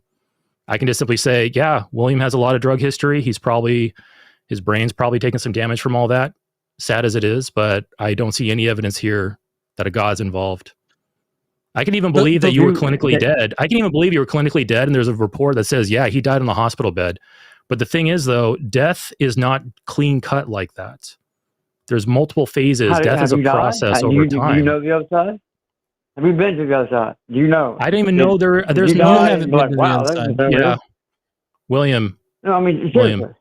Whether there's an other side or not, we have no method to determine whether it's real or not. So it's irrational to believe in. I'm telling you, it's real. That's the method. I'm telling you. And the evidence you're bringing forward is... No, Eric, that's the method. He says it's real, therefore it's real. You know what? I'm going to say... No, look, this is real. There was a big dick Godzilla walking around Palestine in the 1st century. That's real. I saw it. I had a dream about it last night. I experienced it. Shit, I died in my sleep last night, and then I immediately revived, and I saw a big dick Tyrannosaurus Rex Godzilla-looking motherfucker walking around Judea. He was a fucking Yoshi for goddamn Jesus. That's true because I claim to be true, and that is my method. How do you feel about that now, William? Well, first of all, let me say this here about the Muslim thing. I emailed a mosque and told them that their Quran was inspired by Satan. That's my response. Now all right, establish William, that. You're completely missing the point about the whole Muslim outsider test of faith thing. I don't know where else to go from here. So William, thank you for calling. Go ahead and drop you. Got to click really hard to drop the call. There we go. Okay. Here's the thing, William, and anybody else who's listening. I could accept his claims about what happened. I can accept his claim that he choked and blacked out in 2017. I can accept his claim that in 2019 he was hit by a train in the hospital and even declared dead by the doctors. I can accept his claim that he forgot about these experiences somehow and then remembered them years later, more recently. Assuming I got his story right, it was hard to parse a lot of what he was saying. I could also accept his claim of 30 years of drug use. All of that together, what's more probable? That this guy is misremembering, hallucinating, making it up, lying, or maybe just simply misattributing what he experienced to things that don't exist? Or everything he says is true and there's a God and God sent him these visions and God showed him the afterlife and God told him to come onto this show and make a fool of himself. Like, what's more plausible in that situation? I don't know. Me as a rationalist, I'm going to go towards, he's probably those first few things I mentioned, considering the drug use too. It's like, William, next time you try to sell this to somebody, leave the drug use out because that does not at all help your case. Right. But yeah. So you got any comments on that, John? I just want to add, like, one thing that he mentioned was like the Islamic religion being from the devil. Like in Islam, like the angel Gabriel gave testimony to the Prophet Muhammad. So like, I don't know what basis, Christians, especially evangelicals, like he said, like what basis they have for suggesting that Satan created Islam. My guess is that they have a few problems with some of the moral things that happen in Islam that we know about, but I would say that Christianity's no better in that particular respect, and I could make coherent arguments about that if it comes up. But I feel like that's incredibly, I guess. I don't want to say xenophobic necessarily, but it definitely rings of some kind of like just unfounded hatred for another religion, Yeah. And as sad as that is, because I think we had a caller a few weeks ago when I was on, and he had some like bitter words about Protestants. He was more of a Orthodox kind of Catholic Christian. And man, like just the way he would talk about Protestants, you could just see the hate just dripping from his lips. And it's like, this is hatred that was put into you by your religion. Like this is what, in William's case here, he was so wound up in bad mouthing Muslims, he was completely missing the point about what if a Muslim were making these claims. Like he completely missed the point of what I was trying to say and latching on to something more familiar, which is hatred of a competing religion. And it's really sad because, first of all, running around hating people like that for very poor reasons, obviously, is not good for your health or your life or your mental state. But also, it's preventing him from even just having a conversation with us about, justification for his beliefs. Yeah. So anyway, okay, let's go ahead and move on. We're going to go down to the next caller. Who do we got here? We have Jimmy in New York. Jimmy's a theist caller. Comment here says, Prophecies of the End Times claims what happened in the Middle East proves these are the end times. So, Jimmy, I guess you're going to be talking about stuff happening in the Middle East and how it fulfills Bible prophecy, is my guess. Yes, sir. How you doing? This is Jimmy. How you doing? I'm doing Can you hear me? Yes, the Bible says that at the end time there'll be rumors of wars, and what's happening in the Middle East confirms it. That what's happening in the Middle East is going to lead to Armageddon, when Christ is going to return back and judge the world. So sorry, can I push back initially here? Are there just rumors of wars, or is there like a literal war going on, like actual genocide and like several wars that are actually currently going on and they've been going on since forever? Like, is it just rumors, or is it like there's actual fucking war going on? It's going to be both. There's going to be rumors of war, and there's also going to be wars. That's what Jesus Christ says in the book of Matthew. Jimmy, can I ask you this? Can you point to a point in history for me where there weren't wars or rumors of wars? There always been wars, but that's what the Bible says that at the end time there'll be scoffers. There's always been wars. All right, so Jimmy, there's always been wars. The Bible says there'll be scoffers like you at the end time. Jimmy, please listen to what I'm asking you. So you just confirmed there's always been wars. Can you point to me a moment in history when there were not rumors of wars? There's always been rumors of wars. That's not my point. My point is that the Bible says so Jimmy, by your own admission, there's always been wars. There's always been rumors of wars. So there is no prophecy, because when the prophecy was written, there was already wars and rumors of wars, right? There is prophecy because the Bible says at the end time there'll be people like you scoffing. Saying that when is the end time? Hold on. Jimmy, can you point to me at a moment in time when there weren't people scoffing at these ideas? When people were not scoffing at these ideas? Is that what you're saying? Yeah. Can you? It's the same question with the wars. It's the same question with the wars, and I'm asking about people scoffing these ideas. The Bible says in the end time there'll be scoffers, and you're fulfilling the prophecy. Okay. So the Bible says there will be wars, but there's always been wars. The Bible says there'll be rumors of wars. There's always been rumors of wars. The Bible says there'll be scoffers at these ideas, and I will go ahead and just simply say there's always been people who have scoffed at these ideas. These aren't prophecies. These are people writing down what they're seeing in the moment, and then you're coming by 2,000 years later going, this is a prophecy. I see these same exact things. These aren't prophecies. What? You guys are blinded by Satan. You don't see what Netanyahu is trying to do in the Middle East. He's trying to bring about Armageddon, whereby Jesus Christ is going to return the second time in. Doesn't matter if I'm blinded by Satan. I am factually correct in that these are not prophecies, because these things have always existed. No, but you don't understand what's going on. Let me explain this to you. Netanyahu is trying to bring about the second coming of Jesus. By starting these wars in Lebanon, in Palestine, and all over the Middle East, that's going to bring about the second coming of Christ to the earth. Were there wars in the Middle East? Were there wars in the Middle East back when Jesus was supposedly walking the earth? I'm talking about the second coming, not the first coming. I'm talking about the second coming. I'm talking about the end. Jimmy, I'm trying to get you. Jimmy, I'm trying to get you to understand that the things you're pointing to as prophecies have always been here. Have always has been here. So when an individual 2,000 years ago writes down, there will be wars in the future, when that individual is experiencing wars right now, that's nothing special. He probably made the observation, there's lots of wars. There's lots of wars in the past. I'm seeing wars now. There'll be wars in the future. He made an educated guess, an educated inference as to what the future would be like. And unfortunately, with man being the way it is, wars continue.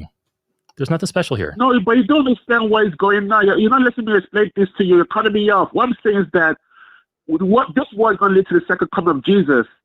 I'm tying everything together, and your show is saying that there's no God. You're telling people that there's no God, leading them to hell. And you guys are also fulfilling Bible prophecy. Jimmy, I need to ask you something very important. How long have the end times been going on? The Bible says nobody knows the day or the hour. That's what the Bible says. Nobody knows the day or the hour. That's not what I asked you, though. Jimmy, that's not what I asked you. On your own standard here, like your own method that you've been trying to describe to us in this call, how long have the end times been going on? Like, exactly when did the wars and the rumors of wars start for you? When Israel became a nation in 1948, that's when the prophecy clock began.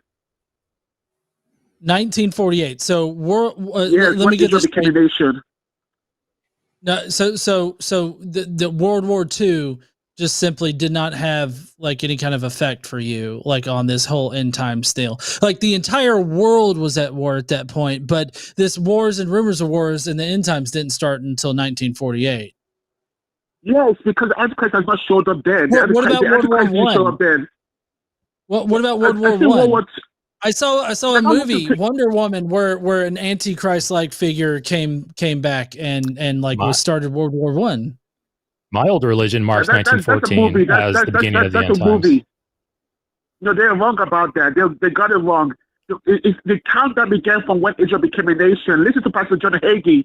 John Hagee explains everything in his TV show. Who's the Antichrist? The Antichrist is not going to reveal himself until after the rapture has come. When the church is raptured, that's when the Antichrist is going to show up. So, Jimmy, the church has not been raptured yet. Jimmy, you're getting all these claims and promises and prophecies from the Bible, right? Yes, and I also, if you want to know, why? Yes, please. So, Jimmy, why do you put stock in what the Bible says? Because the Bible, the Bible is the word of God and it's the truth. All right. How do you know that the Bible is the word of God and truth? Because of prophecy. Okay. No, prophecy is not proof. Yeah, but we just established that wars have always been here. Rumors of wars have always been here. Scoffers have always been here. Those aren't prophecies. Do you have anything else for prophecy? Because those aren't prophecies. No, because apostasy, like what you guys are doing, your show is proof that the Bible is real. Because the Bible also talks about the end time. The end time people will be deceived. Wait. Hold on 1 second. Jimmy, do you think that there has not ever been pushback against Christianity up until the line started in like what, 2019? No, 2021, something like that? No, but not to this scale. There's always been a pushback, but not to this scale. Okay, so the scale of it has something to do with it, because there's always been pushback. There's always been people who disagreed with all of this. So why is the scale suddenly important? And how do you measure the scale of something like that? That's a very good question. The way I can measure the scale, because you guys are having a negative influence on people. You guys are deceiving people. And the Bible prophesies that in the end time, there'll be people that abandon their faith. You measure it by how much influence we have thanks to what? Things like technology? Where does the Bible say anything about that? About the Bible prophesies in part. It doesn't give us the whole detail, but it gives us parts of the puzzle. Oh, so it doesn't give you all the details, so you're filling in the blanks yourself. No, well, I'm just making inference on it. I'm just trying to connect the dots. You're filling it in yourself, yeah. I'm trying to connect the dots. Jimmy, I understand that you're trying to connect the dots. Why don't we actually go back to Scripture? In the epistles of Paul, he considered the end times to be upon them in his day, and he considered the end times to be coming before, like, people were gonna, in that generation, were gonna pass away. And this is echoed in the New Testament with Jesus saying that this generation will not pass away before I come again. So, I mean, going back to the very beginnings, like the actual scripture of the text that you're talking about here, it seems like the end times have been upon us ever since Jesus was crucified on the cross. So, I mean, it seems like this is not a prophecy. This is just somebody that's saying, oh, there's, wars and rumors of wars. And because I'm noticing all of these wars now, that means the end time's upon us, and totally ignoring the fact that there's always been wars. There's always been rumors of wars. There's always been scoffers. There's always been people to push back against Christianity. There's always been people that didn't believe in your particular version of bullshit. So, where's the differentiating factor here? Good question. Let me answer that question. I'll answer that question. Prime Minister Netanyahu believes that he's the man to bring about the second coming of Jesus. So he's going about starting these wars so Jesus will come back to earth and judge the world. So he's the man to bring about he's the man that he believes that was chosen by God to bring about the second coming of Jesus to the earth. So that's why this war is not going to stop until Armageddon breaks out. When Russia joins with Iran and invades Israel, that will begin the countdown to Armageddon. Hey, Jimmy, the book of Jimmy, when Armageddon breaks out, what you just said there, that was a central thing in my religion. Every day was Armageddon's going to be any day now. How long have people been waiting for Armageddon to strike? No, it's like God's timing and our timing is different. You don't measure things based on our timing. We measure things based on God's timing. Jimmy, please answer my question. How long have people been waiting for Armageddon to hit? Let me ask you a question. People have been waiting a long time for it to happen. Jimmy. Okay, so I think I just heard you say a long time. I will say that it's been about 2,000 years since the first idea of Armageddon was penned down and shared. So we had 2,000 years of people like you talking about signs, prophecies, Armageddon, end times, the Great Tribulation. 2,000 years. And here's Jimmy in 2024 saying the same exact things as dozens, 30, 40 generations of people before him. My math's probably completely off there. But Jimmy, this has been said over and over and over again. It has not impressed us at all. The prophecies you showed us don't hold any water. Why are you different? Excellent question. Because right now, what is going on in Gaza and in Lebanon, with the wars happening, and that where does the Bible talk about Gaza? Where does the Bible talk about Gaza and Lebanon?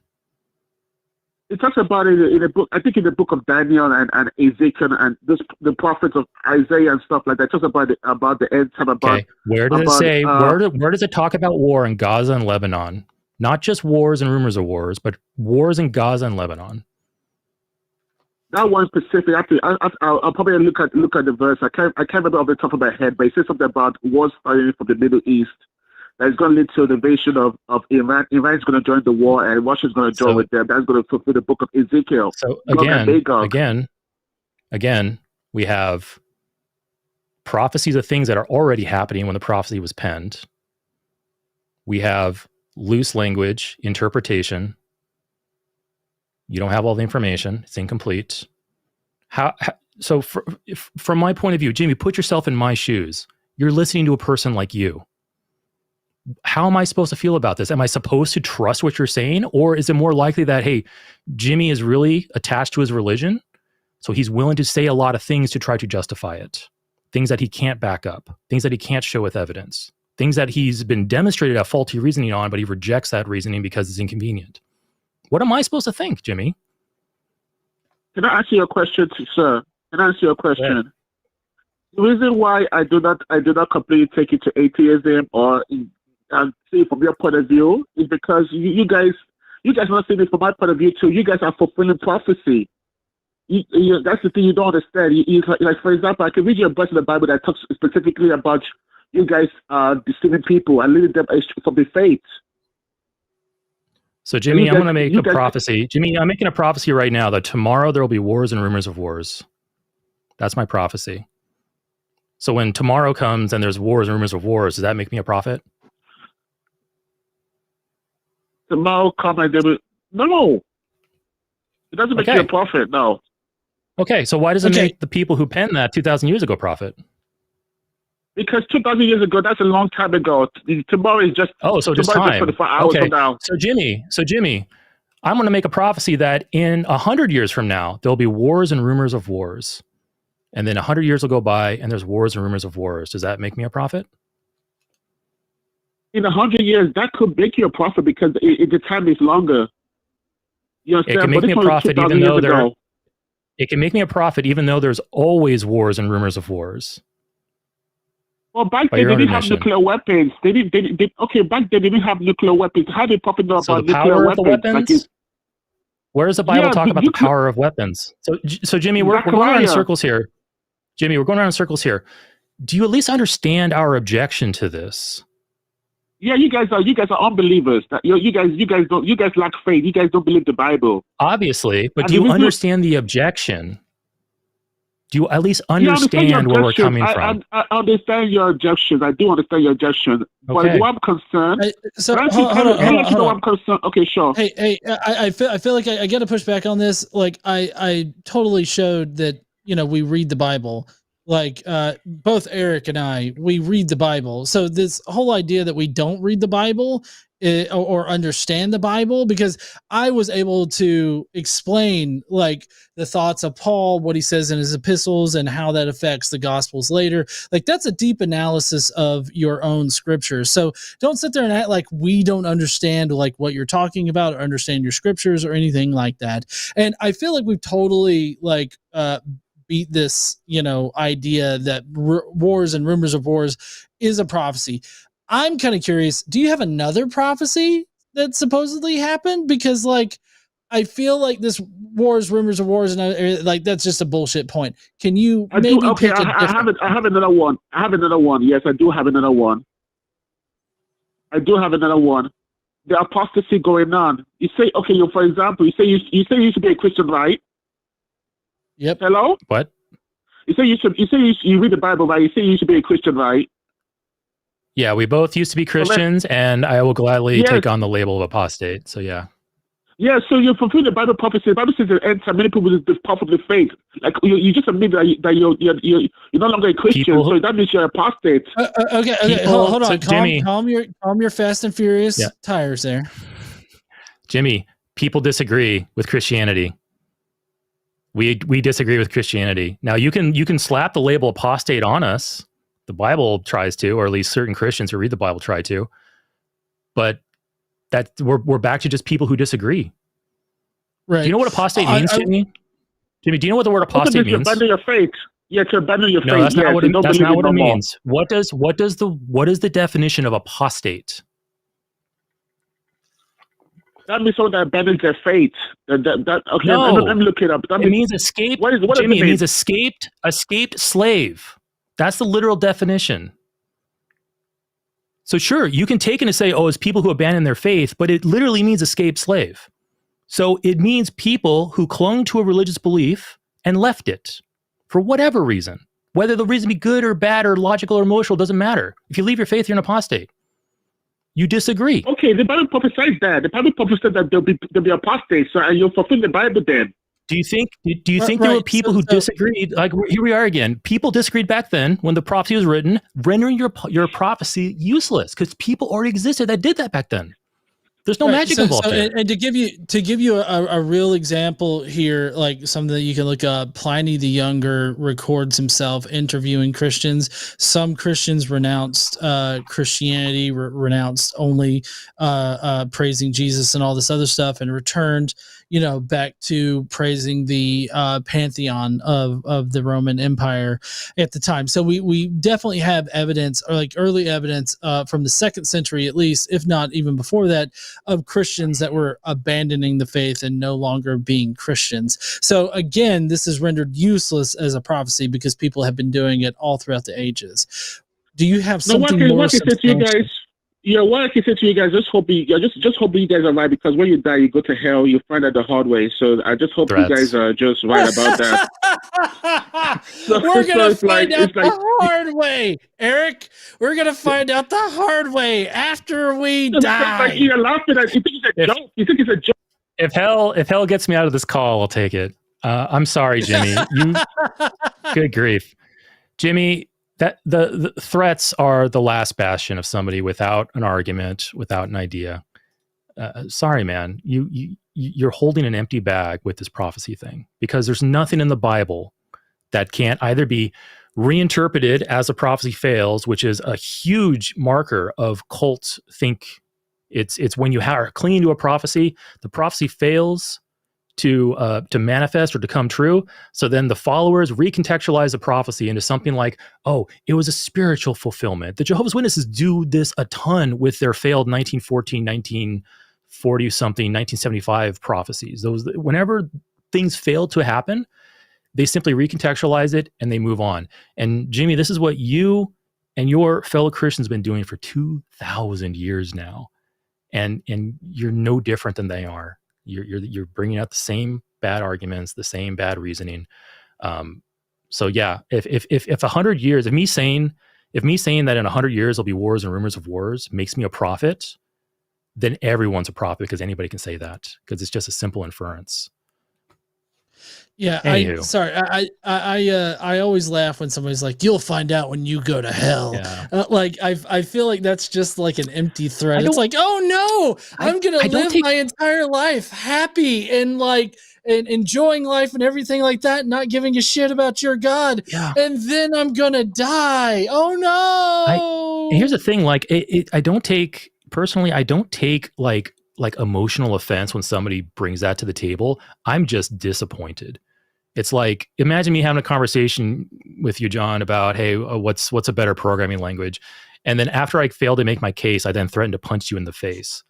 Like how much of a failure is that when it comes to conversations? Well, I can't prove my point, but you'll see one day when you're in a lot of pain. To be fair, you should punch anybody that says that Fortran's better than all the other languages. Fortran? I'm just saying. Oh man, old stuff. Yeah. Fortran. I don't think I ever touched Fortran. I did a bit of basic assembly, C++, Python, Java. Fortran, no. Yeah. There was a Fortran class back in my community college way long time ago when I went. But anyway, okay. So I am prophesying that this will be the final call of the night. And let's talk to Ramadan in Texas. Ramadan's a theist caller. The comment here says, doesn't believe they can convert anyone, and the purpose of atheism is arbitrary. Interesting. So, Ramadan, let's break that up into two things. You're making the statement that you don't believe that you can convert anybody, and then the secondary statement is that the purpose of atheism is arbitrary. You want to elaborate?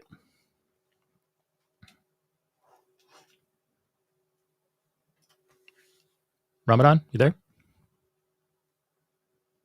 Sorry, hello? Yes, hello? No worries. There you are. Yes, so, yeah, I heard you. So I think basically that whether you're atheist trying to convert a theist to atheism or a theist trying to convert to atheism to theism, I think that is ultimately arbitrary, and I think the prompt that you are seeking to be converted is dishonest inherently. No. So we're not being no. So I feel like this is more about the title of the show. And I mean, it was to garner people to call in to try to convince us away from our position. That's what we're trying to do there. And I would say that it's kind of a dick move of you to be like, oh, you stating that you're always in a state of being able to be convinced of theism is dishonest. Like that's just a bullshit, dishonest like dig at atheists in general, and it's kind of shitty. No, listen. So would you say that if you are not convinced, would you say that is due on the part of the other person's being faith or beliefs being irrational? Is that what you would say? The reason that you are not convinced of the faith that one is trying to persuade you to is because that person is irrational. He has a logical flaw.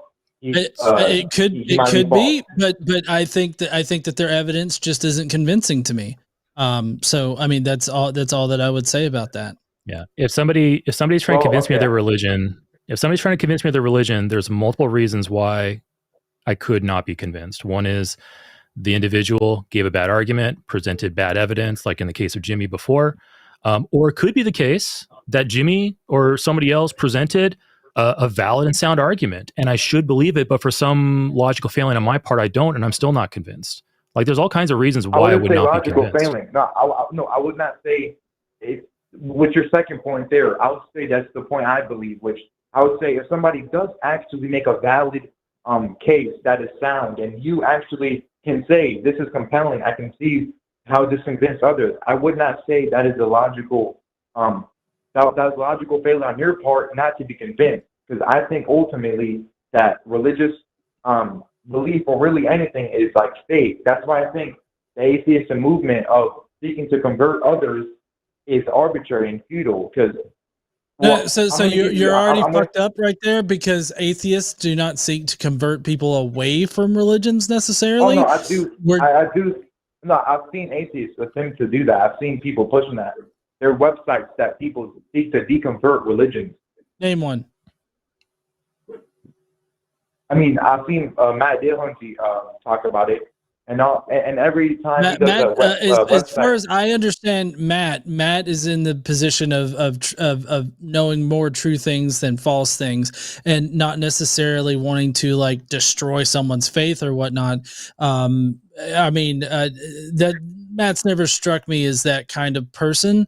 He's just more concerned about having the discussion rather than, trying to like, so there's no conversion. There's no conversion attempted. What? You got atheists don't try to convert people to their side. We might. So we would quibble about the actual use of the word convert, because how do you convert somebody to a non-religion? But tell you what, Ramadan, for the sake of argument, let's just call conversion swaying to your side. So yes, we have atheists trying to sway theists to their side and vice versa, and we'll just call that convert. Whatever, it's not exactly the term we would normally use, but just to facilitate conversation, let's go with it. But you said it's arbitrary. What do you mean by just arbitrary? Yes, it's arbitrary. Okay, so what do you mean by that? I'm going to give you two. Ultimately, before I give you an example, I think religious belief, or really any belief, is faith. It's a necessity to your circumstances and conditions. Your beliefs and your religious conclusions, faith, whatever it is not inherently always a logical conclusion. It's not, a rational belief, which I think, when you guys do this, it's always like, oh, if you don't, convince me it's a logical error, or, well, not always that, but you get the point. I don't believe that in any way logically associated. I think it's largely faith. I think your beliefs are due to a necessity of your own life, of your own circumstances and conditions that you can't control. You here's the thing. Your beliefs. All right, okay. We're touching on a lot there. So we're talking about a justification for a belief, and some individuals will appeal to faith as justification. Others will appeal to their presuppositions for really basic beliefs, and then others will appeal to evidence or argumentation. So you're saying that it's arbitrary. I would disagree with that there, but but why are you saying the choice among those things is arbitrary? Yes, I'm saying it's arbitrary. Like you have no control. There's no logical failure or like logical error. You can't be convinced. It is based on your own individual circumstances and conditions in your own life. And if you want me to elaborate, I can give you two examples of that real quick. Well, if you want me to, before the examples, are you basically trying to like touch on like doxastic involuntarism, where we don't necessarily choose our beliefs? Our beliefs are simply generated for us based off the information and processes we have? I wouldn't say necessarily that. Just your circumstances and conditions, the things you face, and the trials and adversity you face in life, or anything you face in life, is going to be, your own individual journey is going to influence what is your belief. So it could be the case that we lack free will, and that we don't have really any, quote unquote control over these things. Whether that's the case or not, I'm not sure. I tend to lean towards doxastic involuntarism, but I don't claim it to be a fact. I'm not familiar, to be honest. But here's the thing, though. So even with the free will thing out of there, what do you think is a better method for coming to truth, determinations on truth? For instance, I made the claim earlier that John Gleason here has a dog. So we have a few different methods to which to come to a conclusion on that truth claim. One can be faith, and one can be evidence and investigation. Which do you think is more reliably going to get us to a truth value, an accurate truth value on that? You can't do evidence. It would be dishonest, and it would be contradictory to human nature to say that somebody that we are convinced by evidence or logical conclusion. You can't. So is every judicial, hold on, Ramadan, every judicial criminal trial ever done is based on evidence argumentation? Are you saying that's all dishonestly handled? Well, I wouldn't say that. Like, what do you mean by what you just said? We're trying to figure out what the fuck you're saying. Yeah. You're familiar with the criminal justice system in the United States, right? You're in Texas, right? So you're familiar probably with, yes. Eric's accused of murder. Eric's brought into the court. We have attorneys who present evidence and argumentation to convince a jury, and the jury is supposed to choose guilty or not guilty based on the preponderance of the evidence and all that. You're saying that's an inherently dishonest process? No, that's not what I'm saying. Okay, so evidence and argumentation do have value and do have honesty. I'll retract my statement. You're right. I'll retract my statement on that. All right. So back to my original question then. So John has a dog. That's the claim. Yeah.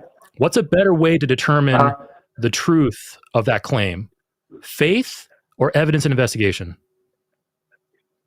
Evidence and investigation. Okay. So taking that, and we're going to use that on small claims, inconsequential claims. Let's make the claim bigger. We had Jimmy, he just threatened us with hell. So the claim is that John and I are going to burn in hell if we don't believe. What's a better process to come to a determination whether that's a true statement or not? Faith or evidence and argumentation? Or how can you in any way prove that there is hell? Like, don't worry about those details. Don't worry about those details quite yet. Just worry about the process. Which process is better? Process? I guess I would say the best way would be evidence and argumentation.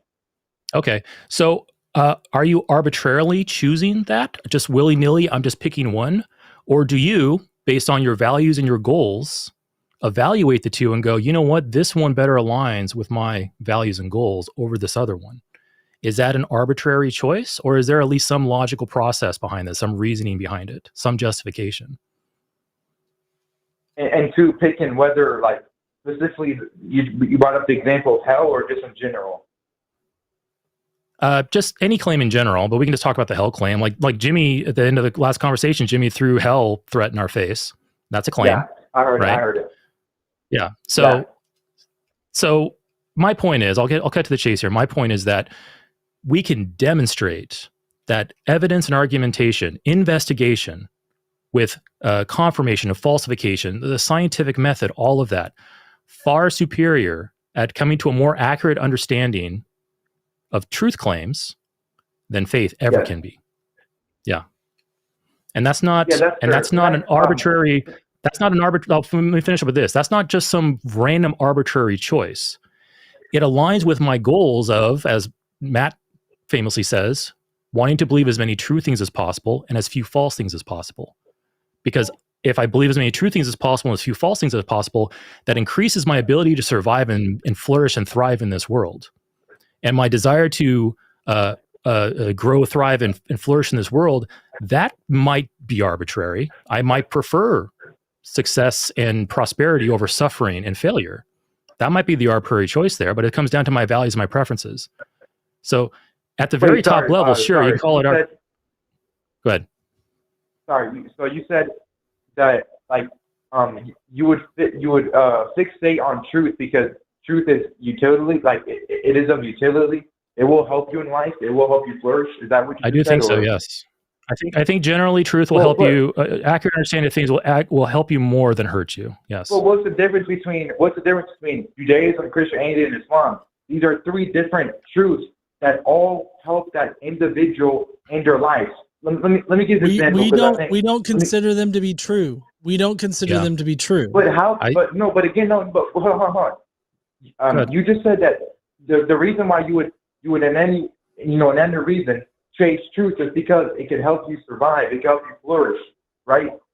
Again, but Judaism, Christianity, Islam, and all religions, they are ways that there are faiths that people believe that individually help them end their lives. They all in some way help those people. Let me ask you this. Let me hold on. Let me ask you this. In Idaho, what's the difference between, I'm talking. Sorry. In Idaho, there's certain counties that have infant mortality rates and mortality rates in general that skyrocket above the general mortality rate of the entire state. Can you guess as to why that is?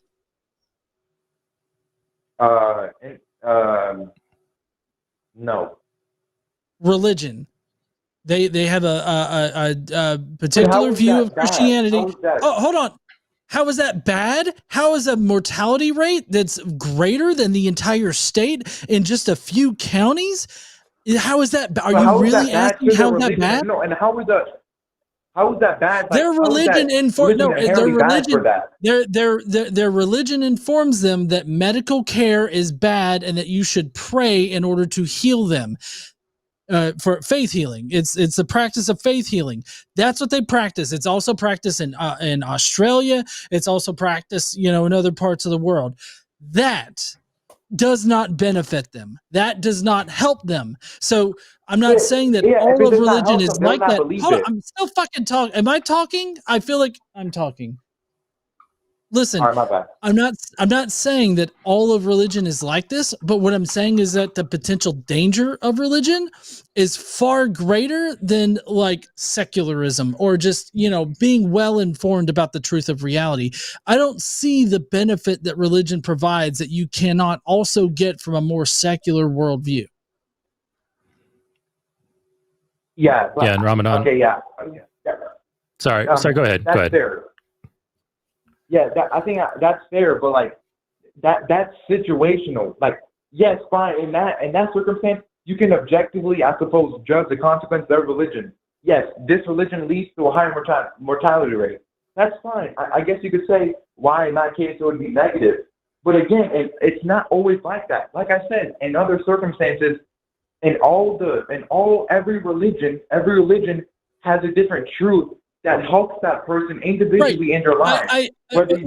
Listen. I understand that, but at the same time, I covered that in my statement. I said that there's nothing found in religion that can also be found in a more secular worldview, and in fact, it's better in a secular worldview. Meaning? What do you mean meaning? Let me speak here. Let me give you my example. I have meaning to my life. Eric has meaning to his life. My wife over here, she has meaning in her life. We all still have meaning. Religion doesn't provide meaning. Well, I mean, it can. I'm just saying like that's not a differentiating like factor. Yeah. Here, let me give you Ramadan. I'm going to give you. Sorry. Let me put him in 2 cents, and we'll let you get to your example. Okay. So I want to kind of sum up what was kind of just pointed out here. All right. So religion has some utility to it. Religion can do good things and bad things for an individual, good things and bad things for the group, and good things and bad things for the population as a whole. Okay. The question is, are the good things, first of all, whether you value it's actually true or not is kind of beside the point. But if you're looking at it purely from a utilitarian standpoint, the question is, does religion provide more good than bad? And can the good provided by... You have to define those. I can give you... Sure, I can give you... Yeah, I'll do that here in a second. Does the religion provide more good than bad? And also, is the good that the religion provides exclusive to just the religion, or can that good be found elsewhere? For good and bad, all right, this goes back to when I was talking about like my arbitrarily, subjectively chosen values. I prefer, for example, to see fewer people die needlessly than more people die needlessly. All right, that's a preference, that's a value of mine. I want to see fewer people die needlessly. My particular religion, Jehovah's Witnesses, have a doctrine on refusing certain medical procedures, mainly blood transfusions and transfusions of blood fractions, that has led to the death of hundreds of Jehovah's Witnesses over the years. So the belief of the religion is bad in that it is working against my chosen values. So that's why I can call it bad. Now, if you're in alignment with me on that, if you also agree with me that, hey, I think that fewer people should die needlessly rather than more people die needlessly, then you can look at that as well and say, yes, that's a bad thing from that religion because it's making more people die needlessly. But how is that in any way, like that's your own subjective value system? How is that in any way objective, good and bad? The values, this is morality as a whole. Morality is both objective and subjective. In my morality, my goals, my values are subjectively chosen. Once I have those subjectively chosen values in mind, Now I can objectively evaluate actions that get me closer or further away from those goals.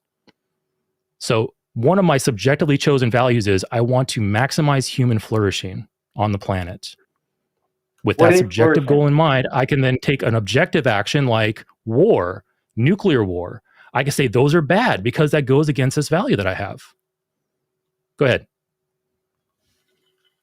But I mean, but wouldn't another person's subjective value system of another religion just like how is that in any way you're proving that like something is you're still in a subjective territory where your definition of good and bad is going to differ from another? Like what if another value system? So I don't see if I can interrupt here. I don't see how anybody's like good and bad definition can be like absolute like you're expecting it to be, because we're not talking about being objective about morals. We're talking about having absolute morals, and I feel like religious people have just as subjective opinions about morality as non-religious people do. So like the thing that Eric was describing here is no different on a religious context as it is on his particular view. So like you're just not, my point is you're not making a distinction here. Well, it is, because listen, and in Islam, they believe, I mean, you have to correct me in this, but they believe that violence, and they believe in violence for their purposes. I wouldn't say violence, but they believe that violence is necessary for their purposes. Like if their religion or Christians believe that too. Christians believe that too. There are a lot of Christians who think the same exact thing. So even sorry, Ramadan, but even within the singular religion, you're going to have Christians who think that violence is a good means to get to their ends, and you'll have Christians who think that violence is not a good means, a bad means to get to their ends.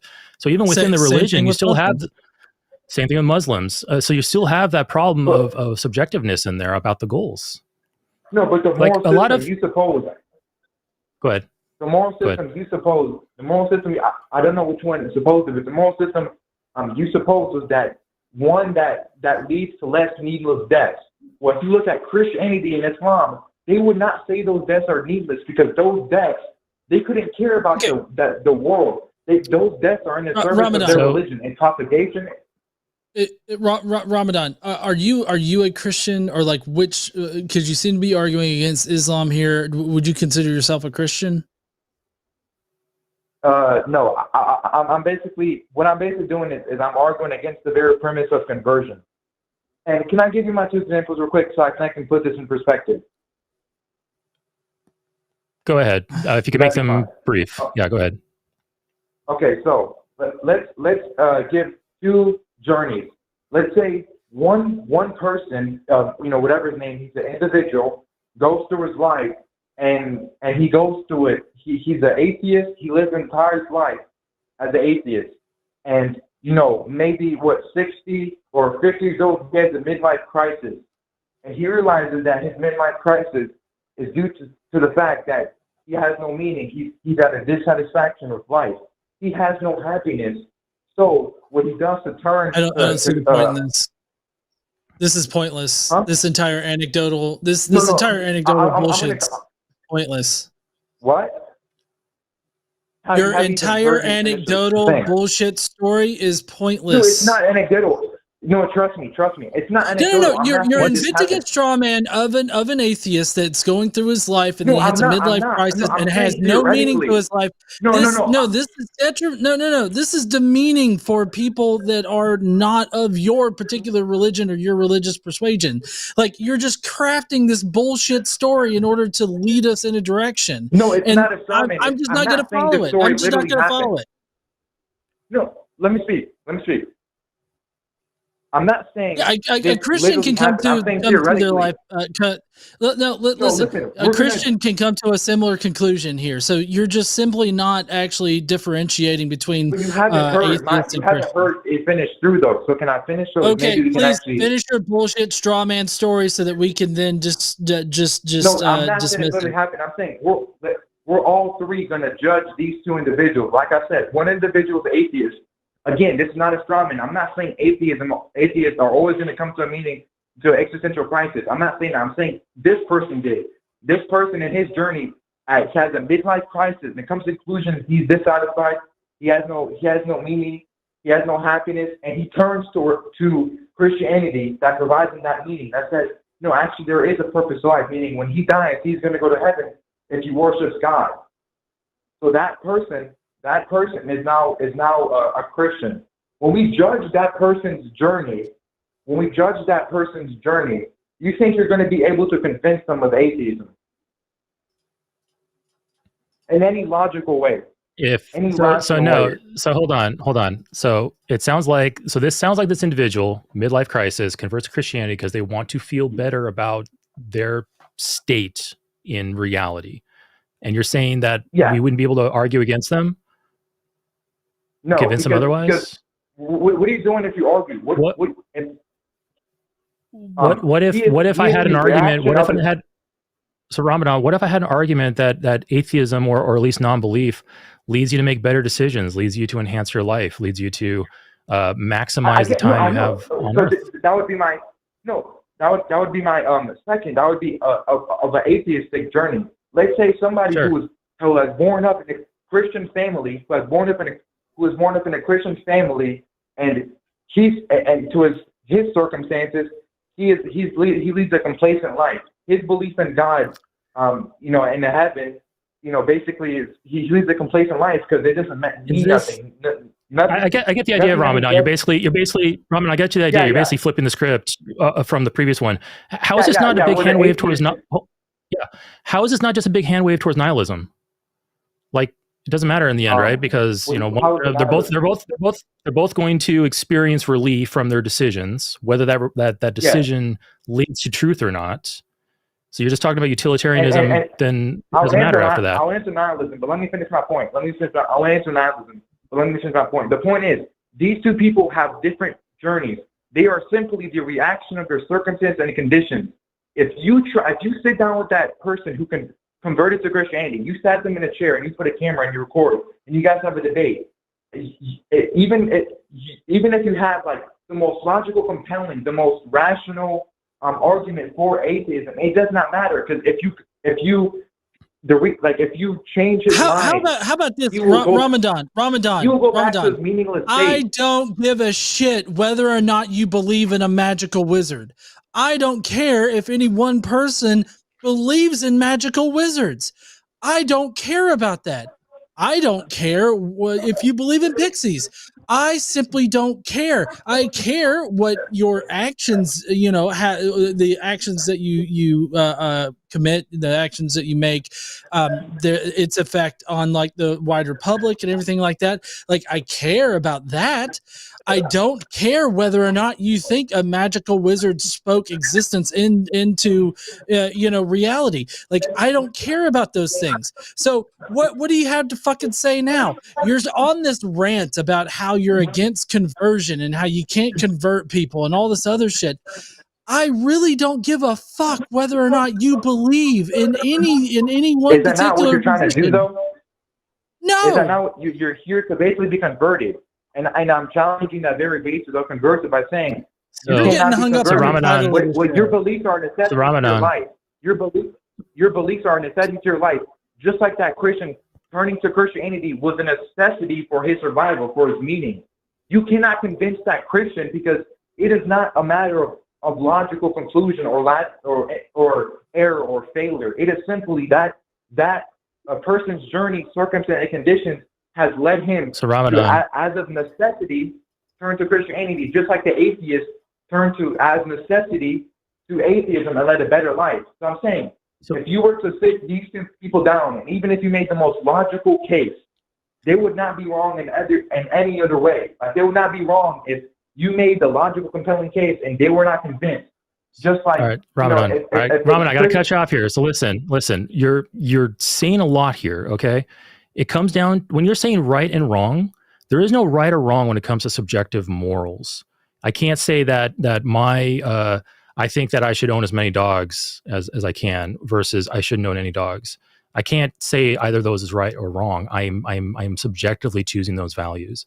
Now, if we can talk together and we can talk about our values, our goals, our outlook, then we can start discussing whether or not converting or deconverting or swaying people to the other side is a beneficial thing or not. I think, for instance, in a more atomic case or more limited scope, I think deconverting Jehovah's Witnesses is a great thing to do. I think overwhelmingly it is a good thing to do. Yes, certain individuals will lose the outlook of everlasting life, which I think it's a lie anyway. People will lose certain elements there, but they will gain back new things. They will gain back access to their family, access to healthcare. They'll open up and start examining other avenues in life because that aligns with those goals. Sure, maybe someday down the road, none of it will matter because all of this will be gone. Who knows? But until then, we can't talk about right and wrongs when it comes to our values. We can only talk about right and wrongs, true and false, when it comes to objective claims. And the objective claims of religion, that kind of goes back to what you were talking about with us earlier. We invite people to call in to change our minds because John and I both want to be closer to the truth. So come in and change our mind and do that with evidence argumentation for these objective claims. But if we're going to sit here and talk about subjective values, then that's going to be a much more difficult conversation, a lot more emotional, a lot more utilitarian rather than empirical. Yeah. So, but here's the thing, though. Okay. So hold on, Ramadan.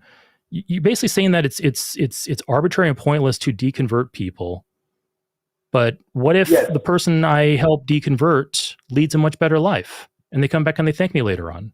Like, hey, Eric, you take me out of the Jehovah's Witnesses. Thanks for. Let's say somebody down the road says, "Hey, Eric, thank you for getting me out of the Jehovah's Witnesses. I can now talk to my family again." Yeah. Is that okay? Is that a good or a bad thing? Does that matter? I think it matters. Yeah. And to be completely fair, I could deconvert somebody and their life could have a net loss. They could perhaps lose their social circle. They could perhaps get a bunch of things. Sure. They lose their meaning. Sure. But it comes down to what people value. And if you value truth over those inconveniences, then for that person, it's a net benefit. If a person doesn't value those truths and they value more comforts, comforting lies, then yeah, it's going to be a bad thing for them because they're not getting what they want. So I seem to have lost the thread here. I see value in these conversations. I see value in changing minds because ultimately it makes the world better, in my opinion. In my calculation, it makes the world better. Yeah. But sorry, again,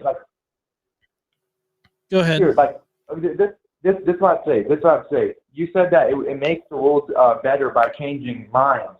But again, how do you get to decide whether you change somebody's mind that their lives are going to be better? Values. We just went back. It's my values and my goals. You said you can convert somebody. Here, you said you can convert somebody to, let's say you were converted somebody to atheism. You granted that, yes, if they're converted to atheism, it would be net loss. You don't get to, how are you supposed to control whether if that person is gonna lead a more beneficial or harmful life after that belief? That's the thing. I can't. How are you going to control that? Okay. All I can go off of. Ramadan, hold on. Ramadan. If you have listened to conversations I've had before, I have told people before when they tell me something extreme, like if I realized Christianity was false tomorrow, I would unalive myself. If I hear that from somebody and I believe it, I say, hey, you know what? Go ahead and believe. You have a good day. I'd be hands off in a situation like that because that goes against my values.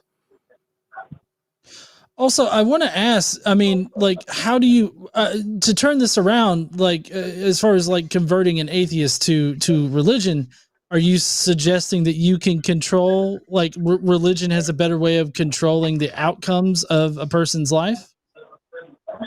No, I'm basically saying that that person, that the religion itself helps with a person, and the religion itself. Right. I'm not and our secular worldview, the worldview that we're purporting here, the worldview that we're hoping to, push out there, also does the exact same thing. What we're saying is that there's a better way than a religious way in order to live a better life. And I mean, I feel like all of this amounts to you think that people's minds can't be changed and that you shouldn't change people's minds unless you can guarantee a specific outcome. And that's just ridiculous. People change their minds all of the time. No, I think that would be false, to be honest. That would be. You don't think people change their minds? People can change. No, hold on. I change my mind on a daily basis about shit. What the fuck are you talking about? Yeah, look, let me speak. Let's say Matt Dillahunty right now converts to Christianity, right? Let's say right now he converts to Christianity, which I know probably, considering the probability is probably impossible, but let's say right now he converts to Christianity. His whole life has been lived to pushing an atheist worldview. No, that's just wrong. That's just not true either. So Matt Dillahunty was a Christian up until a certain point, and then he was convinced away from Christianity. And just because you've only known him as an atheist doesn't mean that he's been a lifelong atheist. So I mean, like he believed at one point. He's been a Christian. I knew that he converted away. Then why did you just basically say something that's blatantly false as Matt Dillahunty has always been an atheist? At least that's what it seemed like you were saying at the very beginning there. No, I was simply saying if he converted to Christianity, his life would be worse. Why? We don't necessarily know that. First of all, his whole following, everything that we know as Matt Dillahunty as a persona has been to atheism. So if he converts to Christianity, he's not his whole life. Ramadan, in another reality, Matt could have stuck with Christianity and become a prolific a super church pastor like Joel Osteen. Like, we don't know. Matt could have been far more richer and more secure as a Christian without Matt could have been far more rich and secure and popular as a Christian than he ever could be as an atheist. We don't know. But the thing is, though, Matt values truth. Matt values truth. Yes, it's values. We've gone over this. Matt values truth more than he values wealth and fame and success. Those are his subjectively chosen values. He values truth. Oh, okay, that's fair. Okay, so you said he values truth, which is that's why he is atheist, and he thinks that religion is fallacious. That's fine. What if he values truth and he comes to a midlife crisis because he's dissatisfied? He sees no meaning in life when there is no thereafter. Focus on midlife crisis. What if he values truth? But that truth. What if he values truth? All right, so this is going to be the last point we're going to go over because we got to end this here pretty soon. But what if he values truth and then we inject a very emotional mental state into the equation? So at that point, Matt would have to make a decision, or anybody. You're not. That's human nature. Ramadan, hold on. At that point, values could potentially be reevaluated. A person could say, hey, you know what? I really value truth, but I value feeling comfortable a little bit more. So I'm going to go for this. Now, whether or not they can actually convince themselves that Christianity is true or not is a completely different question. But values can shift over time. Like I'm failing to see exactly what the problem here is. Life outlooks change as we grow older. That might be one of the reasons why I got out of Christianity, is because my outlook changed. And what was your outlook, and how did it change? My outlook, I mean, as a Christian, I was told I was going to live forever on a paradise earth, and then I was a member of the only true religion on earth, and God was with me and all that stuff. And then at some point in my life, I realized I didn't have good reason to believe these things. And I realized that I valued believing things, accurate things, more than being comforted by lies or by things that I couldn't verify as true. So that shifted, and then I eventually deconverted. I'm just like one of your examples here, almost like one of your examples. Like we're here's the thing. Here's what a lot of, I'm not saying this is happening to you, but I think this happens to a lot of religious folks. Yeah. They're told their entire life about objective absolutes handed down to them from their God, objective morality, objective purpose, all these things. And when they come across somebody who says, well, no, I don't believe in those objectives, I think that these things are subjective, immediately the religious person in a lot of cases will go, well, that's an inferior position because my position is objective. And that's not necessarily the case. And then the conversation comes down to whether or not their positions are actually objective and handed down to them by God. But the thing is, though, getting out of a religious mindset and looking at these other options, you can look at them as inferior, but there are advantages to them, and they could be, in fact, superior compared to these objective handouts by God. Because with a subjective morality, with a secular morality, I can adapt, I can learn from the past, I can make informed decisions, I can, if my values is to increase flourishing and help my fellow man, I can do all those things and not be burdened down with things like in the case of Jehovah's Witnesses, thou shalt not eat blood, therefore I won't have blood transfusions. That's an absolute. Like you can see the advantages of such a system over this God objective system. So try to treat the two as equals. I'm not saying this is to the audience in general, whoever's listening. Try to treat the two as equals. Don't immediately go, oh, subjective means bad, subjective means inferior. That's not the case. It really comes down to what your values are and what your outlooks are. And I think, now this will be the last thing I say, and then I'll let John have his last word, and you can have the last word too, Ramadan. I think that we humans are generally the same. I think we generally want the same things. I think we have this, like I mentioned earlier, we have the same goals, the same desires, the same needs, the same requirements, same insecurities. We are all generally the same. Yes, you're going to find an outlier. You're going to find a person who doesn't value his own life. You're going to find people who don't value the safety of others. Sure, they're going to be there. But generally, nearly universally, I think we have all these core attributes as the human race. And looking at that, I think we can come across at least some substantial set of goals and outlooks that we can all agree upon. Like I'm going on a limb here, Ramadan, to say that I don't think you want to see more children die in childbirth, and you want to see fewer children die in childbirth. Well, if we both share those objectives, okay, good. If we both share those objectives, we can then look at John's example from earlier about religion in the United States and certain parts of the United States, getting rid of Roe v. Wade, reducing the access for for paternal care and other things, reducing the ability to get abortions if people's lives are at stake or the mother's life is at stake. Like we can see the negative consequences that these religious actions take. And since you and I both share the same common goal of we want to reduce child mortality, we can agree that, hey, religion's bad in this case. We should probably do something about it. And then together we can take action to fix the situation and get us closer to our goals. There's nothing wrong with that. There's nothing wrong with a subjective system like that. Anyway, that's all I have to say about that. It's getting really late. John, go ahead.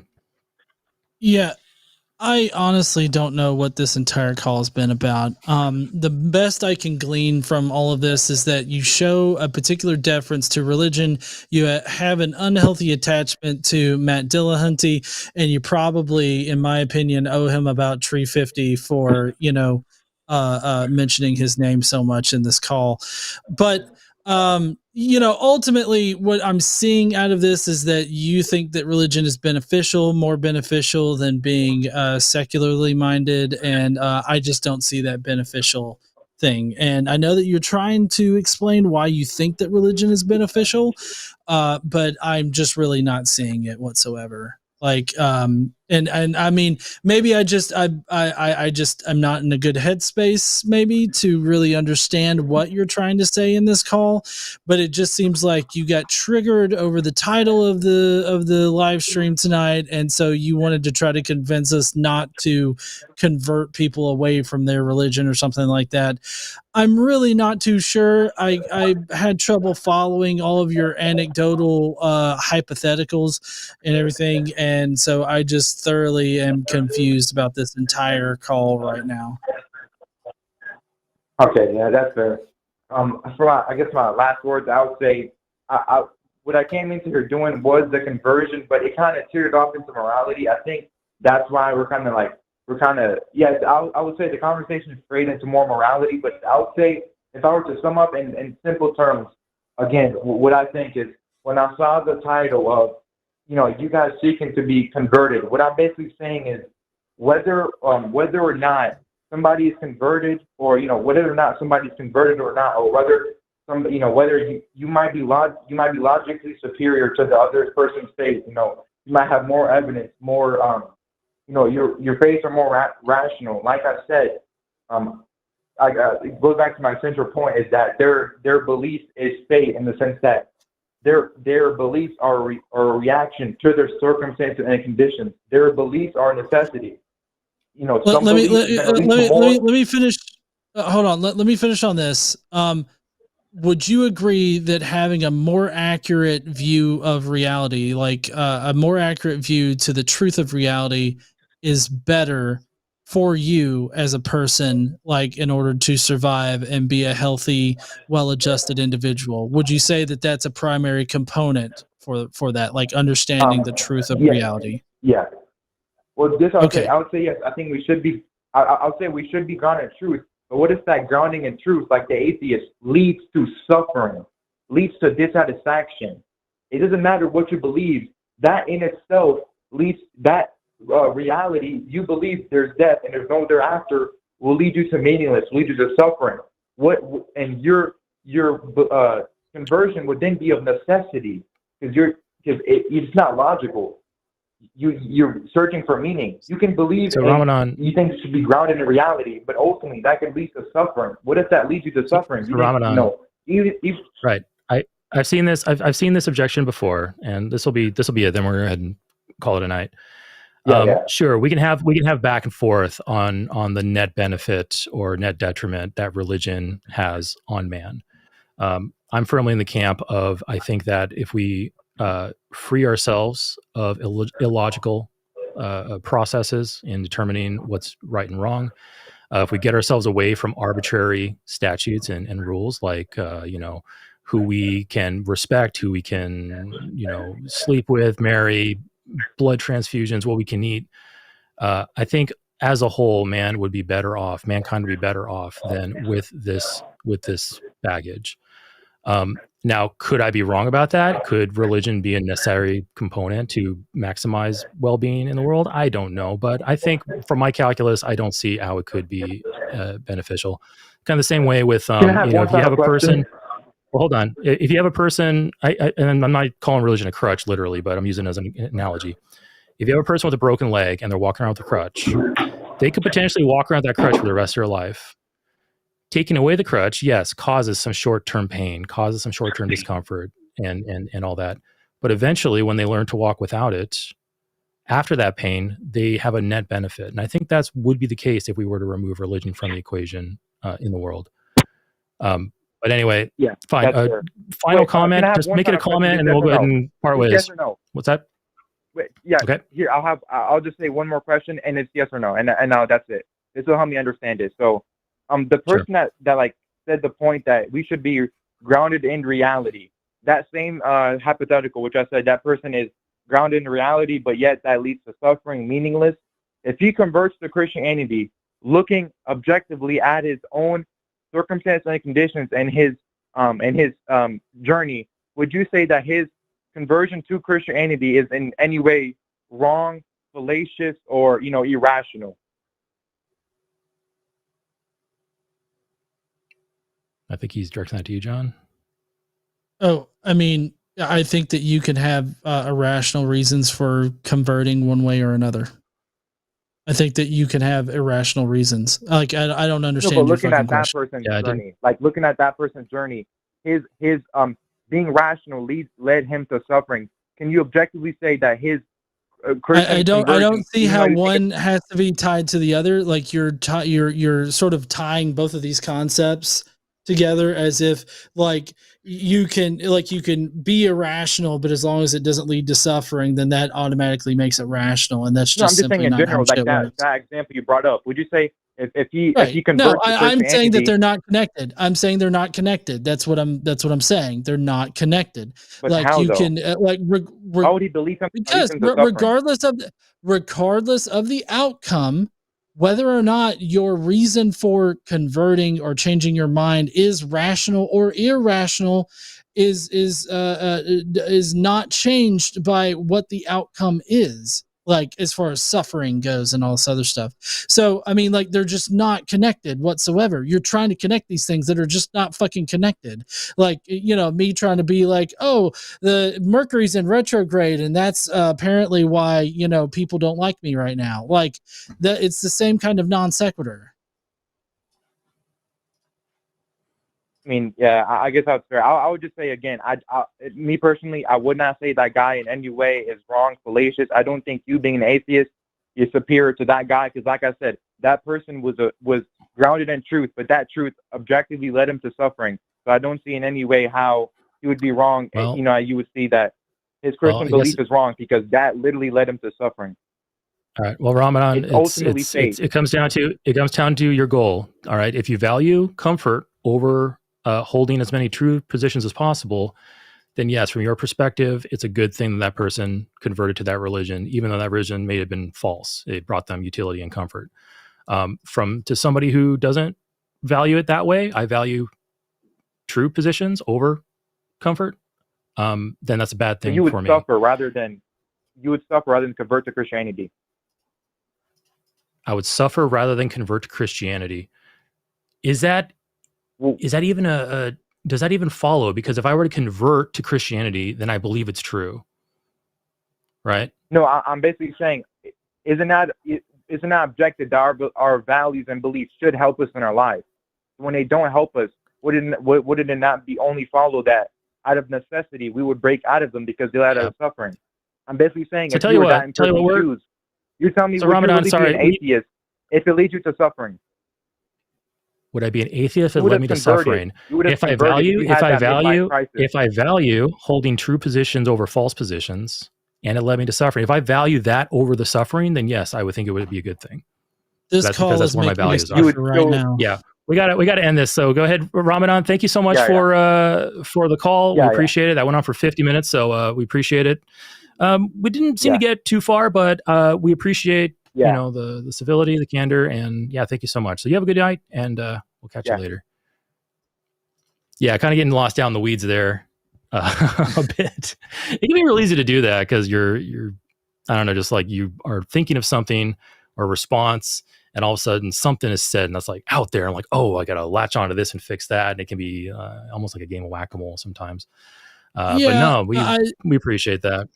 Mm-hmm. Yeah, well, and I mean, it really makes it difficult when they call in and they try to gish gallop without knowing that they're gish galloping, and so it's kind of like we have to take things like, one claim at a time. Let's go one claim at a time and everything. And I feel like if you're sitting there and your first claim falls flat, it's not going to bode well for the rest of your argument. So I don't know. Yeah. Anyway, that's it for tonight. We almost hit 3 hours. That's great. We went a bit longer than I expected, but hey, we had some good callers, entertaining calls, and the good and bad and the ugly. They were all there tonight. So thank you so much for calling in, folks. And John, thank you so much. And over here to the side, you can see our Patreon producers, all the folks who donate to the show. And if you're so inclined to do such a thing, feel free to go over to patreon.com/calltheline and see what membership tiers we have and where they can sign up. So anyway, thanks again. Thank you, John.